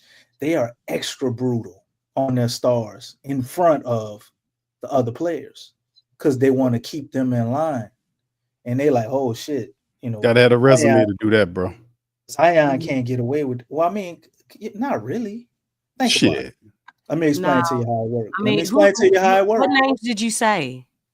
I said Pop and Belichick, but I'm just talking about the style. Uh-huh. The style. Let me explain to you how it works without a resume, or you could easily do it. You pull those guys aside by themselves. Say, look, bro, I'm gonna be hard on you in front of other players. Da da da da da da. You give them the script, and in front of everybody else. That Willie sounds don't fake. have that That at sounds all. fake. That does. It You don't sounds have like to. You look, don't have to DC, do it. You don't make have to do it. everybody You don't believe have that to I'm do getting it. on you. That's You don't genetic have to do pineapples, it in bro. a What you fake. saying? Man, you ain't got to do Make it in a fake everybody way. believe that I'm getting on you. No, I'm not saying it's CJ. WWE. I'm saying like you be honest with them. Look, I need to hold y'all accountable because GMO pineapples. these guys is Nah, watching. I don't like the Can I fact that finish you talking? said Shit. GMO you pineapples. need to hold them accountable. I need to hold you accountable. You don't say that to a person. Listen. That's scripted. What But I'm go going on. to do, Well, man, I'm is talking I'm about going to accountability, so I'm ridicule throwing that you. in there. I obviously wouldn't, Bumble have clocked. beef with them like that. Well, Well, what would you really say, DC? What would you really say? he would say, Man, I'm going to ridicule you. I'm And going. DC, I'm Big going. Q. I'm gonna go in the moment. I'm gonna go in the moment, and it depends on who I'm talking to. Like I would have to know the guy to know G- how I'm gonna go at GMO him. pineapples, DC. GMO Okay. pineapples. How would Can you you? put them sunglasses over your mouth for a second? Go But ahead, bro. I would basically try to get across that everybody on the team is watching you. If I don't hold you accountable to stuff, or if I let you get away with this, that, and the third, then it trickles down. I mean, you have to set the standard because the player, once you're out there on the court, your best player is usually like going to be the coach on the court, or for the most successful teams, everybody's looking to them for the answers. Everybody's looking to them to lead us home. So if you being lazy and turning the ball over, like how I'm gonna be extra hard on other guys if they're being lazy and turning the ball over. And it's like, it ain't like you getting triple teamed or nothing. It's just dumbass turnovers. You know what I'm saying? Like, you have to set a standard, and that's really what I'm getting at. So you can't be like, okay, I got this defensive guy, and he out here fucking up on offense, and then somebody else who's offensive player messes up on defense, and you hurry up and yank him out the game, but you don't yank the other guy out the game for messing up on offense. Like it's having a standard all the way across the board, and we see that they don't have it because from one game to the next, we can't have any form of consistency with what you was talking about in the energy. All right, Because if DC. you have a coach, shut up. If you have a coach I thought you stopped, bro. What you talking about? Then you just pause and then you they start got this talking. thing called a comma. Like when you're writing. A comma. That was a pause where a comma would go. I was moving to another point. It wasn't even a period. You messing up my goddamn train of thought. Put them glasses over your mouth. Shut up. But like I was saying, man, as far as Willie, I don't think it's gonna happen. I don't think it's gonna happen. But for him to get out of here, because nobody's looking to Willie for answers. Like, you got to gain guys' respect. They got to know that, okay, I may be this, that, and the third, but coach does this better than me, or he knows this or that better than me. Like, but realistic, looking at Willie, you think those guys looking at him and like, man, when coach talk about it, I know he know what he talking about. And they just gonna listen to this. They second guessing and questioning everything you tell them. Because they already think that shit ain't gonna work. I don't think they're doing the gentry on them yet, DC. I think they are. But I think they have, like, the respect they have for Willie is like the respect you have for somebody that's a good person. Like, I'm not going to do him dirty because he's not a, bad guy. But when you're talking about like him basketball-wise, I don't think they respect that shit at all. That's why we see the energy be what it is. Like, from game to game, they may feel a certain way about the game or have a little more pride, a little less pride, or whatever. He's not motivating that. Yeah, because he's not tapping into right. But that's a respect. That's a respect thing, though, Lex. And there's no standard. Like, I could see Willie as being like a player coach. There's no type of real discipline. Guys he'll not give you minutes or whatever. And I looked at guys like Jordan Hawkins and Trey Murphy when they weren't getting. They don't understand why they not getting minutes. Like shit. Well, I'm doing such and such makes this mistake, and he's still playing. Or what? And you know they probably like their brother, so they ain't gonna bring that up. It's a lot of like. You don't know where they stand, you know, almost like we don't have a plan. We just flying by the seat of our pants with this shit. Hey, it's that Paul goes with the rotations and the not whole playing nine. chess. Which is it? That goes to playing checkers and not playing chess. Look, Hoffa said it best, man. They look at Willie Green like a stepfather. I totally agree, bro. I totally agree. I don't even think they look at him like it. Well, okay. What in your what they look at? I didn't seen. You think maybe thinking about good stepfathers. I didn't seen a lot of stepfathers. We trying to be running over there. You ain't my daddy. You know what I'm saying? They just running them up. How the bad stepfather doing, DC? Bad stepfather putting his foot in their head. No, this bad stepfather don't exist. It's like shoot. What you mean? He don't exist. Deal with this. You ain't my kid. Nah, that's the good stepfather. That's the good stepfather, Lex, because he gonna be like the mama said you don't whip him, and you know I ain't gonna. You ain't my kid. Go talk to your mama. You know, like bad stepfather. You know, in their eyes, he ain't going for that shit. He gonna get his respect, or this relationship is over. Hey, right. But that's gonna be considered bad, you know. But I mean, that's almost what Willie got to take it, man. You got to go down swinging. You got to stand on what you believe in and fight. You can't just tell them to go out there and fight, nigga. You got to be fighting. If you fight, they gonna fight. Nigga, you got to be fighting, mom. That was awful. He ain't even try. But DC, is that the end of your? I started doing African at first. Is that the end of your talking point, or that's another comment? No, shut up. Put them glasses back over your mouth. Oh but like I was saying, man, Willie got to go out there, and he has to embody everything that he wants them to embody, and it'll change. And I don't know. I know it'll change, and I will see that there's hope for Willie if I watch a game and I see Willie be. He don't have to be like this all the time because that's not fully his personality. But if things are going wrong or things are going left, and I see him be fiery on the sideline, man, you can't be the same way all the time as a coach. Maybe we don't have to see it all the time, but you got to do different things to activate different players. You can't just be the same way all across the board. I'm just be calm, mellow. That shit don't work for everybody, man. That might get through to some guy on the team, but you know, you got many different personalities.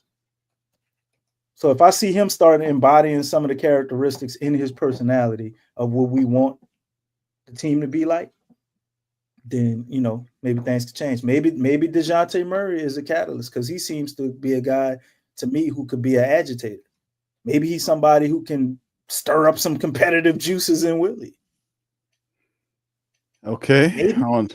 Well, you might. Let's see DeJounte come back, and let's see how it looks. Because, we damn near looking for him to be the coach out there. So, yeah, maybe that'll inspire Willie with some of what he can do and get guys to, galvanize behind him. He seems to be a leader from what I see, and I think players like him, and he don't really take a lot of shit from what I can see either. So. Maybe that'll rub off on Willie or at least help Willie by having that type of energy around. Or show him that he's not fitting and just needs to go. Well, a small front office would look at that and see that Willie needs to be like, damn, well, DeJounte is running the team and James Borrego has way better ideas. Okay, Willie. But, we're not a smart organization, Lex. So we can't trust the people at the top and what they see. Well, look how Willie has really instilled all of these great qualities in DeJounte, who just got here. Look how he got him playing. They still have bad tendencies like from years ago. All right, Lex. Let's Stacey what DC finally say, got done. Let's hear what you Willie got is to say proud of us. before we. Oh, Let's hear what you got to say, What Lex. you got before to we- say? What you got to oh say? no, I wanted I to just want to hear. highlight. I just wanted to hear what Lex got to say because we about to get ready to close out. I wanted to highlight that comment. Somebody changed it out, but I want to highlight some of the comments. Hoffa was like, when have we seen Willie mad at losing? I forget what the other part was. Yeah, mad at the players or mad at losing. When have we seen that at all? Like, I guess on the sidelines. That is funny because he always come out there and make a point to tell us how proud he is of everybody. Yeah, When has he not been proud of his guys? and that's another thing. Stacey says, someone tell Willie we lost 5 out of our last 6. He talking he proud of the team. Like, it's like, you That know was what? our championship to win a game. Hold on, let her finish, DC. I coach my guys, my middle school team, man, and like, look, if we lose a game, man, I'm not talking about how proud I am of them, you know what I'm saying? If they lose a game, instead, what I'm doing is like, we got work to do. We got work to do. I analyze that whole game. I memorize. I replay back those games in my head, and I'm seeing what each player's doing, how they're responding, and I'm like, you know what? That's exactly what we're working on in practice. You know what I'm saying? Like, those are things that I think about. Like, how can we get better? How can we grow? I'm not thinking about the proud stuff. And these are middle school guys. Their skill sets are not even at the pro level. But it's like, no. Because at that moment, dog, I'm pissed off we lost. Because as a coach, I'm competing. I'm trying to position my players to win. I don't care who's out there. I really don't. So I think, every time, just listening to him as a coach, watching him as a coach, looking at his demeanor as a coach, it's weird because I'm a different type of coach. And I've been in a situation. I mean, we had a game today. And I'm in situations like this, and I'm talking to my players, and I'm like, look, no, we got goals. We got goals. We trying to get to a bigger picture. You know what I'm saying? Like, yeah, we do have, things that, but I want them to understand, hey, you got to be about your business. You got to be about that. Like, don't be, because to me, that's like, okay, just be cool with mediocrity. Be cool with being complacent. Like, no. Like, these are young men, and I tell them, look, in life, you do not want to be complacent with just being average. You can be better. You can. Who says you can't? It starts with your mentality. It starts how you approach things. It starts with your attention to detail. Like, these things matter. Because as you get older, you want to have a higher caliber of a mindset. When, like, these guys are gonna get older, you're gonna be young men. You're gonna get married, possibly have families. Let me tell you something. Those small things matter. It's about it's mentally. It's about maturing and being in a place where, hey, no, I want to get better. I want to get better as a person. I want to be a better husband or a better father. That's how you want to. Because it's not just about basketball. There's things that you can take from sports that can elevate your mind and how you approach life. And so those are things that I'm looking at like, no, look, There's things we got to work on. Hey, let's get to work. Let's approach these things head on. Let's not be, I have problems, handling contact. You know what, Alex? That's one of my players. You know what, dog? We getting out the pad. And every time you attack that basket, I'm a push that. I want you to embrace that contact. That's what I'm talking about. Embrace that contact. You go up into it. Go up into that jump. I'll get the pad, Lex. I'm ready. But you see what I'm saying? Like, cause he was telling me, he told me when we came to bed, like there's so much contact, they're not calling the fouls. I'm like, and you know what I told him? Then get more aggressive. You're still leaning back. Go up into it. Nobody out here is taking a charge. Go up into these guys. You got to go up into them. You got to go. I told him to try just one time. One time. Like, those are things like I heard what he was saying. And I'm like, you know what? We got something for that. We got something for that. We are going to attack that head on, because the thing is, you're going away from the contact. You're getting off balance. And I don't think he sees himself, but I'm going to reveal it to him. So, I mean, it's about attacking these things head on, man. You got to attack this stuff head on.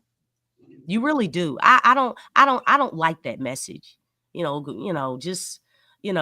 proud of these guys. These are grown men, Willie. They grown men. Like, dog, y'all get paid to play basketball. You better go out. What are we talking about here? What are we talking about? Willie out of credit, Lex, so he got to pay people. Talking about you proud of them? Dog, they getting paid. Whether they get paid $1 million, they getting way more than what we getting paid. You know what I'm saying? Like, dog, I don't need you being proud of me. Be like, hey man, I want you to be great.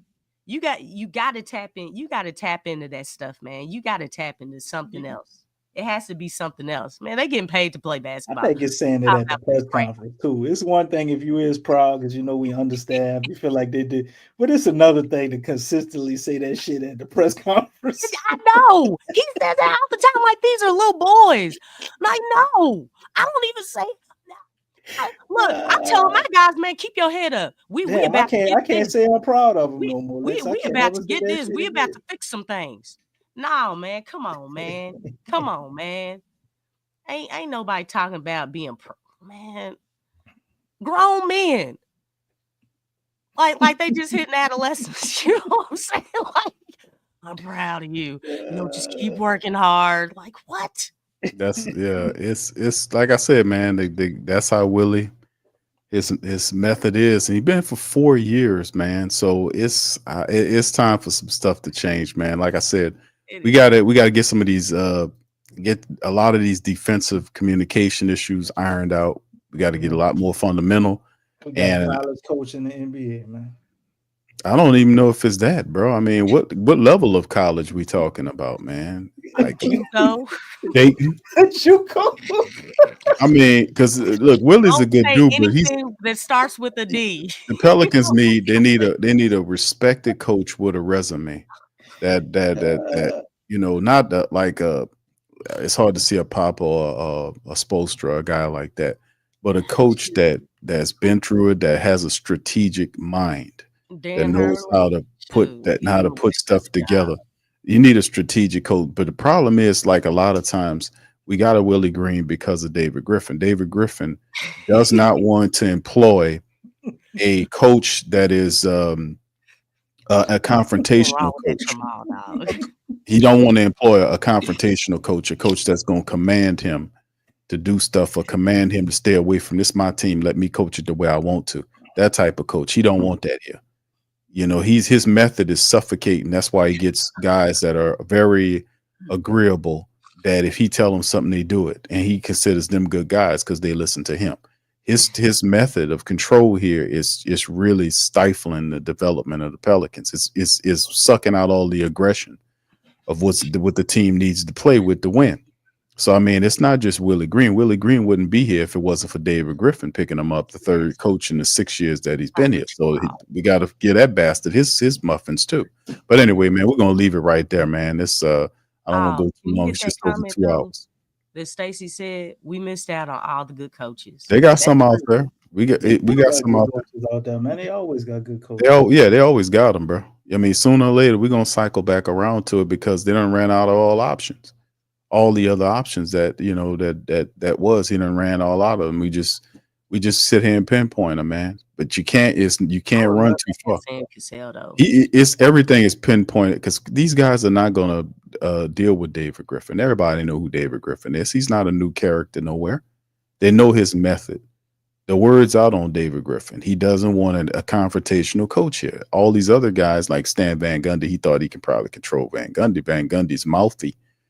But you definitely had a better team under him than you would have had on Willie Green because Willie Green is not a strategic coach. He's just not. I mean, he's a good dude, but we don't need that kind. Well, I mean, that's only half of it, man, or a quarter of it, to say the very least. We need a coach here that's a strategist that knows how to outgame and outcoach other coaches. Not a guy that just, sit there and talk about speeding it up and running with pace and constantly projecting our defense. Right. Constantly projecting defense, but defense cracks all over the place. Communication, constantly projecting communication, but communication breakdowns all over the place. Not to mention the fact that they're practicing all over the place. We still having these communications issues. So in the end, like I said, tonight, even if some of the people like you very astutely mentioned, Lex, earlier in the broadcast about Pelicans, the injury situation, like, man, if we had a couple of other guys, we'd have won. Nah, shit on that. If these guys would have had better communication and I threw the damn ball away and contributed, what was it? How many damn turnovers tonight? If we'd have played a little bit more discipline, we would ultimately beat this team. We would have beat a LeBron and AD-led team with Russell and all the goddamn guys there. Connect and all these other guys. Pelicans had 17 turnovers with 19 points given up off those turnovers. 17 turnovers. The Lakers had 11. If we were a little bit more disciplined, if we were 18 from 23 from the foul line, if we were a little bit more disciplined and had a couple of more free throws and had a few more less turnovers, that would have turned the tide of the game because we lost by what? We lost by 5. So, I mean, in the end, man, like I said, man, we this has to change. And they keep saying, oh, well, you're going to get such and such back. You'll get a boost, but at the end of the day, it's very glaring, man, because he has to improve. So, I mean, I don't want to go in another 30 minutes about it, man. Just Lex, if you can just confine it because we got to get on. I will. And that's just to piggyback off of you. When guys do come back, how long will it take them to get acclimated? That's another thing. Right. That's what I was saying. Everybody get chemistry because it seems like when somebody comes back, we don't know how to get them involved or pass the ball. And it's like, come on, guys. You know what I'm saying? It's going to reset. It's like we're resetting. It's going to reset. Yeah. Because he going to forget. He going to get amnesia. Willie's going to get amnesia. He's going to basically, like, we get most of these guys back. A lot of these guys that we found out could play, does it reduce? Because Daniel Tice is not getting any minutes. He was supposed to be getting 15 minutes. He got diddly squat tonight. He didn't get too much the other day. And will Yeeves continue to play? That's the whole thing. Will Brandon Boston still get opportunities showing that he could play? What happens to these guys? So you get some of these other guys back. Will he some kind of way infuse this talent that we have with it? But it's a blessing here too that Yeeves is getting this, because if the team was healthy, he wouldn't be getting these kind of minutes. He's forced in there because you don't have anybody else. So he's getting these developmental minutes that we really need. And we're seeing Brandon Boston here. And eventually when we get enough guys back, we'll be right between December and January and February. Then you're going to start hearing talks about Brandon Ingram and trade starting firing up. So, I mean, that's what we are. But that we going to DC. What you trying to say before we go out of here, man? I think you make a lot of good points on what you were saying, and We all making good points on this one, brother. We good. It's I just mean, with your standpoint, you started reflecting on the front office, and we kind of went away from that a little bit, putting the spotlight on Willie, because Willie is like third coach, and if you look at all of them, man, they all had their flaws,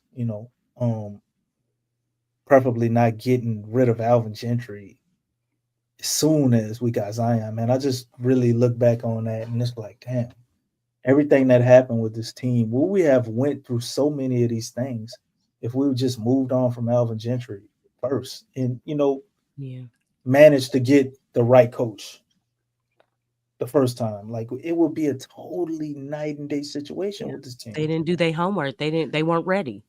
That goes on what he was saying with David Griffin, and his lust for power and wanting to make all the decisions and that was perfectly all said. of the credit and right. They were calling him Baby Kraus. Remember we heard that? Yeah. Yeah, they because said they were texting the last dance the came people out. were texting around the thing. And no, they were calling David Griffin Baby Kraus. Yeah. That's crazy, man. That is crazy. Hell, we've been on top of that though, DC, from the beginning, man. We found him out right away. I was like, man, this dude here with all this bullshit. I don't want to. With a lot of bullshit. Yeah, we don't want no basketball cult, man. What are you talking about? We are fan all this bullshit. And you're You talking know, no about basketball cult. Drew Holiday is a dark horse MVP candidate, and sometimes you just have certain guys you have to give them permission to dominate. And I was like, what? What? Yeah, Man, we've been on his that ass didn't since even make 2019, bro. It might have been 2018. Well, yeah, it was 2019. 2019, we've been on this dude, man. And well, I would I'll be ask damned him if is that what you everything, saw with Anthony Bennett. huh? You know what I'm saying? Nah, I would ask him. So that's what you saw with Anthony Bennett? He You'd have said been justified in asking him that, man, because the word said. Remember what he said about that, DC? Not to cut you off about the Anthony Bennett thing. He said sometimes you f up. There was no word salad behind that. That's what the hell he said. That was his quote. But go ahead, carry on. he has the worst number one draft pick in history. Yeah, Seriously. he does. Anthony Bennett probably was. Did he even last? He ruined in the his league career. after his first contract. He didn't even get a second contract. No, That's unheard of, bro. they wanted him to do well. They wanted him to play well enough so they could trade him. Everywhere he went, they were like, keep playing well. And nobody was trying to give him another contract. They just wanted him, hey, we need you to raise your stock so we can kind of get rid of you. You know what I'm saying? That's the only reason why they wanted him to play well. They killed him. Him being chosen to number one killed him. That killed his career before he even got started. Number one killed him because David Griffin was managing him. Anthony Bennett might have had a better go at it if he wouldn't have went there. And he probably, like everybody knew, shouldn't have went number one, obviously. But yeah, man, ever since that, and then you already have Miss Benson here, who's not really a person who knows basketball. She's just kind of trusting everybody to make the right decisions. So this everything we've gotten, all the way down to the personality that Willie is. It's all of this. Everybody just seems like everything is okay. The house is on fire, and there's just this attitude that it's not. What I'm saying? Like it's smoke, mediocrity. Yeah, people choking, being average, being. You got somebody who got burnt up, and everybody's, it's all right. It's okay. You'll heal. Keep praying. Keep putting the fire extinguisher on it. The 3rd, 4th, 5th, and 6th floor is on fire, but we're gonna put it out with the fire extinguisher. And, the fire truck will show up eventually in a couple of days. Or, we gonna make it happen. And that's almost the energy they got when they saying it too. So, definitely has to be a change. People are coming back, and we got to see where this goes, because at this point, I don't have any faith, hope, vision, thoughts, imagery, nothing of Willie changing it. So it's gonna have to be on the players, man. And just want to say this last point. Extremely hard. And I think a point guard, which we talked about it for a while, I thought Zion was more of that at certain points, during this whole tenure. But he's not. He can kind of be like a combo guard, kind of. But a point guard, man, having a point guard, I think, especially for us, has been overlooked. The coaches that everybody's talking about, that we pulling up in the chat, a lot of these coaches y'all want were point guards. Their understanding of the game, the very good ones, is at a very high level, and their ability to get people to buy in and do certain things is a characteristic, that point guards have, and they're natural leaders, a lot of them, and they get people excited about following them and trusting in what they're seeing, because a lot of times they see stuff before it happens. That's why they're the point guard. They can put the ball there or know what's going to happen here or there, tell you to be there. You go, I got you. Don't worry about it. And it just makes me think about DeJounte, man. It's really the last hope for the season. I really would like to see what he can do, because we can't rely on Willie, and the guys aren't. But I think we're so talented that if we start getting guys back and you get him out there and he kind of has the team, I think they can make something happen. But we got to wait till he get back, and to tell him, man, it's going to be more of the same. We're going to keep having these same damn conversations. Yeah, we're going to see, DC. Find more ways to I guess, examine and talk about the same shit. Well, we'll see what happens next week, man. They play on Tuesday against the Dallas Mavericks, man. That'll be in the Smoothie King Center. We'll see what happens next week, period, from Monday through Friday, and we'll see what people ultimately migrate back to the team, if they get anybody back. This next week. Willie Green being no point guard, family. Yeah, he was an off guard. I won't say he was undersized. He was an undersized off guard. I didn't seen him at small forward before. I mean, like a 2 or 3. Yeah, I remember him. Yeah, he wasn't really no point guard. I mean, this dude averaged 1.3 assists in his career. Yeah, he was an off guard, a defensive guy. He's a guard, but he was more so like he was straight up role player in like that 2 or 3 spot. Yeah. All right, but anyway, fam, listen, man, I hope y'all guys had a good time tonight. We appreciate y'all for stopping by for almost 2.5 hours, man. We covering the Pelicans lost to the Lakers 105-99. We didn't get the win. We should have won tonight. Ultimately, we didn't. But in the end, at least we kind of aired out some stuff. We had some good dialogue here, and we will return on Tuesday broadcasts. We'll have the live scoreboard up and the recap of the matchup between the Pels and the Mavs. So y'all do us a service. Please feel free to hit the like button, hit the subscribe button. Also feel free to share the show on your social media feed. We up in this thing tonight. And listen, shout out to the flock, man. It's tough, a little tough right now, man, but we're going to figure this stuff out one way or the other, man. We're going to get to the right side, man. One way or the other, we're going to get to the right side of this thing. We got to.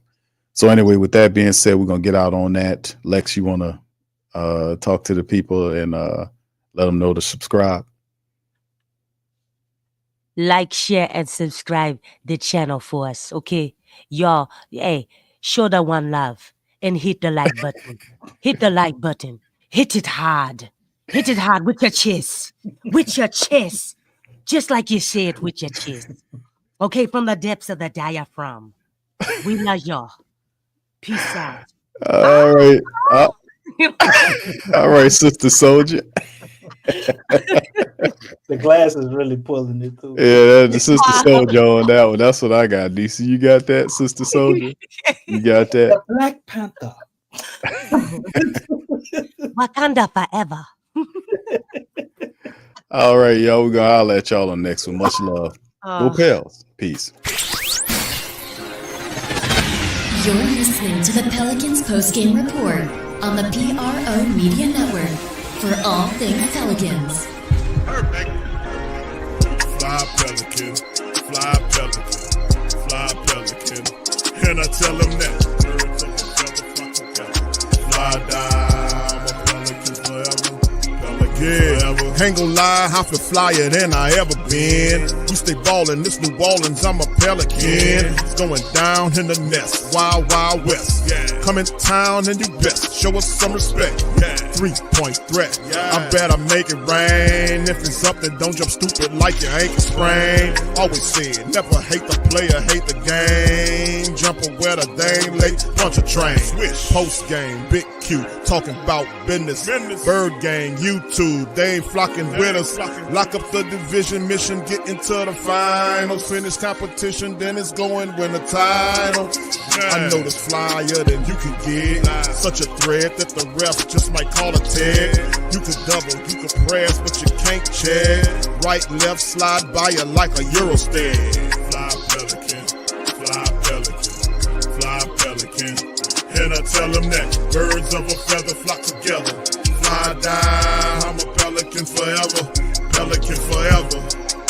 And never, and never, and never, and never, and never, and never say birds of a feather flock together. Yeah, fly down, I'm a Pelican forever, Pelican forever.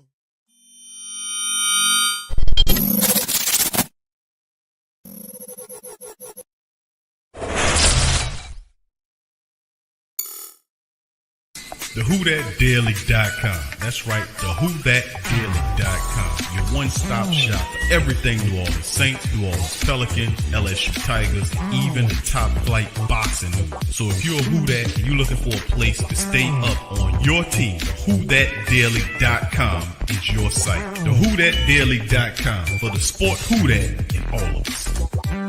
That's right, the Pro Shop is the platform store where you can go and buy all the latest merch to support the platform. Available at the Pro Shops, we have dozens of hundreds of products available for you and your family. Unisex tees for men and women, hoodies and sweatshirts, tank tops, kids and baby items, long sleeve tees, mugs, pillows, wall art, bath bedding, face masks, phone cases, stickers, bags, fanny packs, socks, hats, and many other items. Please feel free to check out the Pro Shops. The link is in the description section below. Remember, it helps the platform continue to grow. Check out the Pro Shop and Who That too.